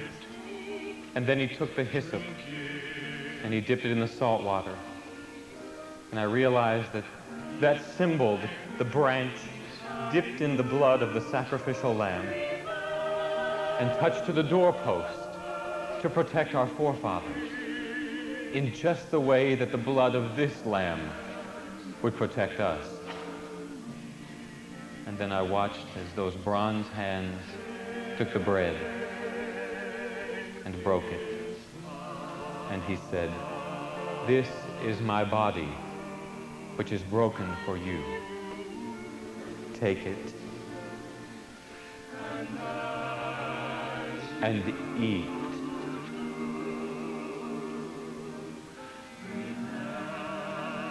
And then he took the cup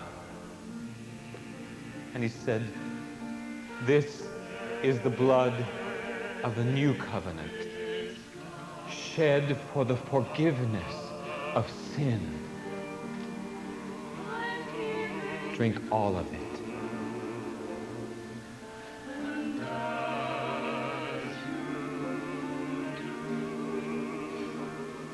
And then I realized that he had never asked us to celebrate his birth. He had never asked us to commemorate the wonderful deeds he did while he was here. But this, he wanted us to remember always. This, the sign of redemption.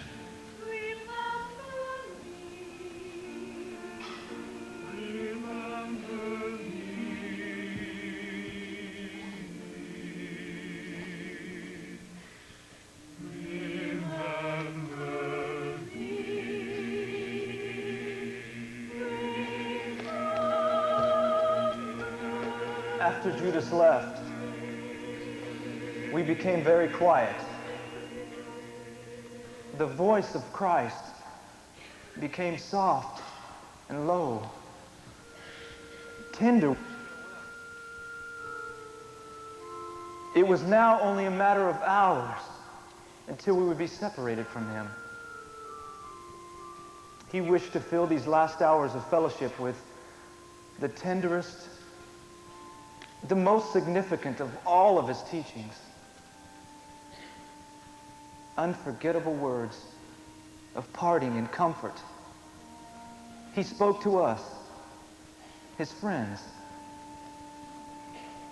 A new commandment I give to you, that you love one another as I have loved you. By this shall all men know that you are my disciples. Let not your heart be troubled, for in my Father's house are many mansions. If it were not so, I would have told you. I will not leave you comfortless. I will come to you. I am the vine. You are the branches. Abide in me, and I in you. I speak these things that you may have peace. In this world, you will have tribulation, but be of good cheer, for I have overcome the world.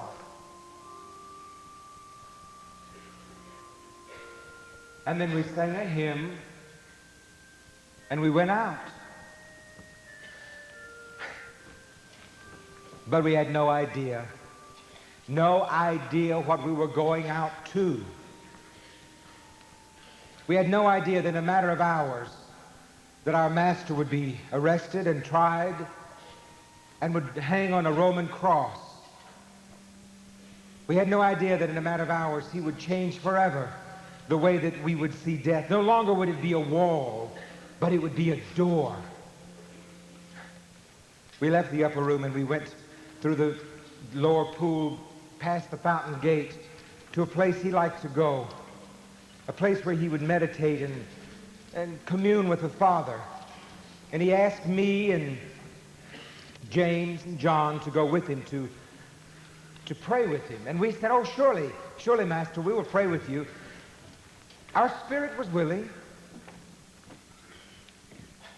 but our flesh was weak. And so there in the garden he prayed and agonized and sweat, as it were, great drops of blood, and we slept. And during the darkness, a serpent entered the garden in the person of Judas, who betrayed the master with a kiss.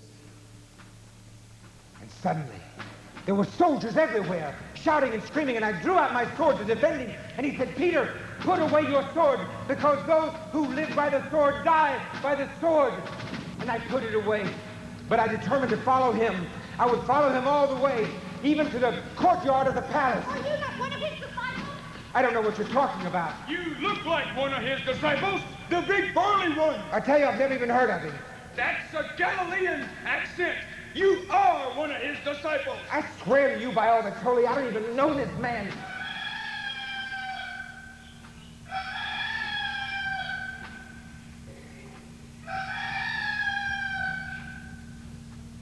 Jesus.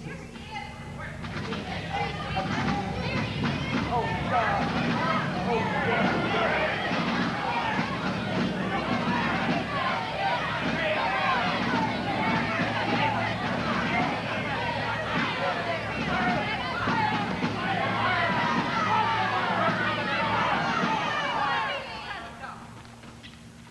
What accusation bring ye against this man? He is an evildoer. He's a blasphemer. He perverted the people. He claims to be the king of the Jews. These accusations are not punishable under Roman jurisdiction. Deal with him according to your own laws. But it is not lawful for us to put any man to death. Are you the king of the Jews? Then where is your kingdom? He claims his kingdom is not of this world. He claims to be the Jewish Messiah.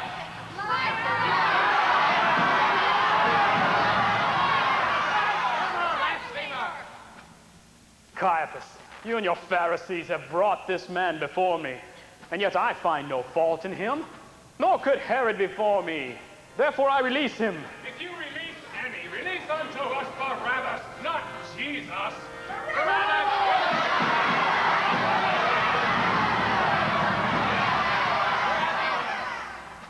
Barabbas is a robber and a murderer.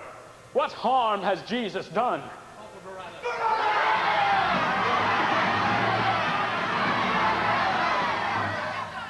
Would you have me crucify your king? Any man who calls himself a king is an enemy of Caesar. We have no king but Caesar!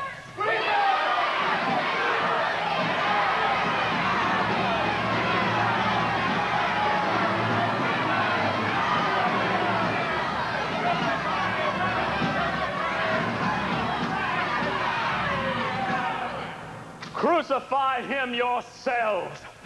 I am innocent of the blood of this just man. Blood be on us and on our children. But this is no accusation. People will not understand. Change it from King of the Jews to he said, I am King of the Jews. What I have written, I have written. Take him away.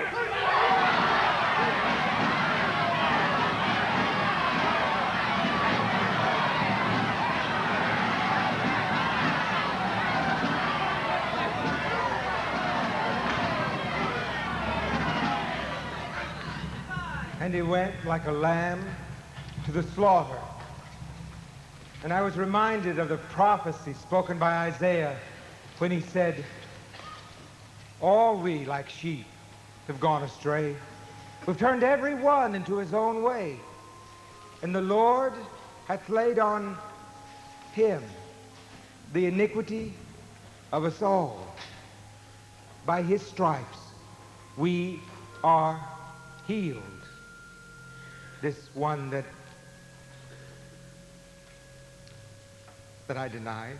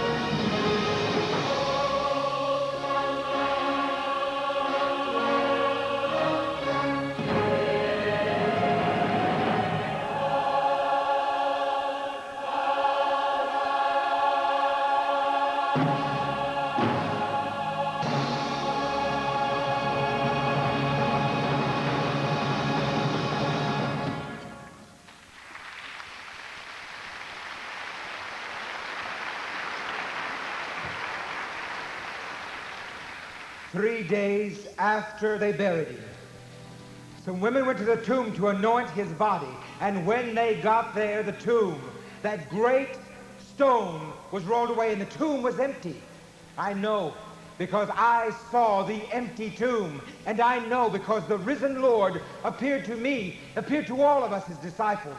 The first time he appeared, I was very ashamed and guilty, and I didn't say one word.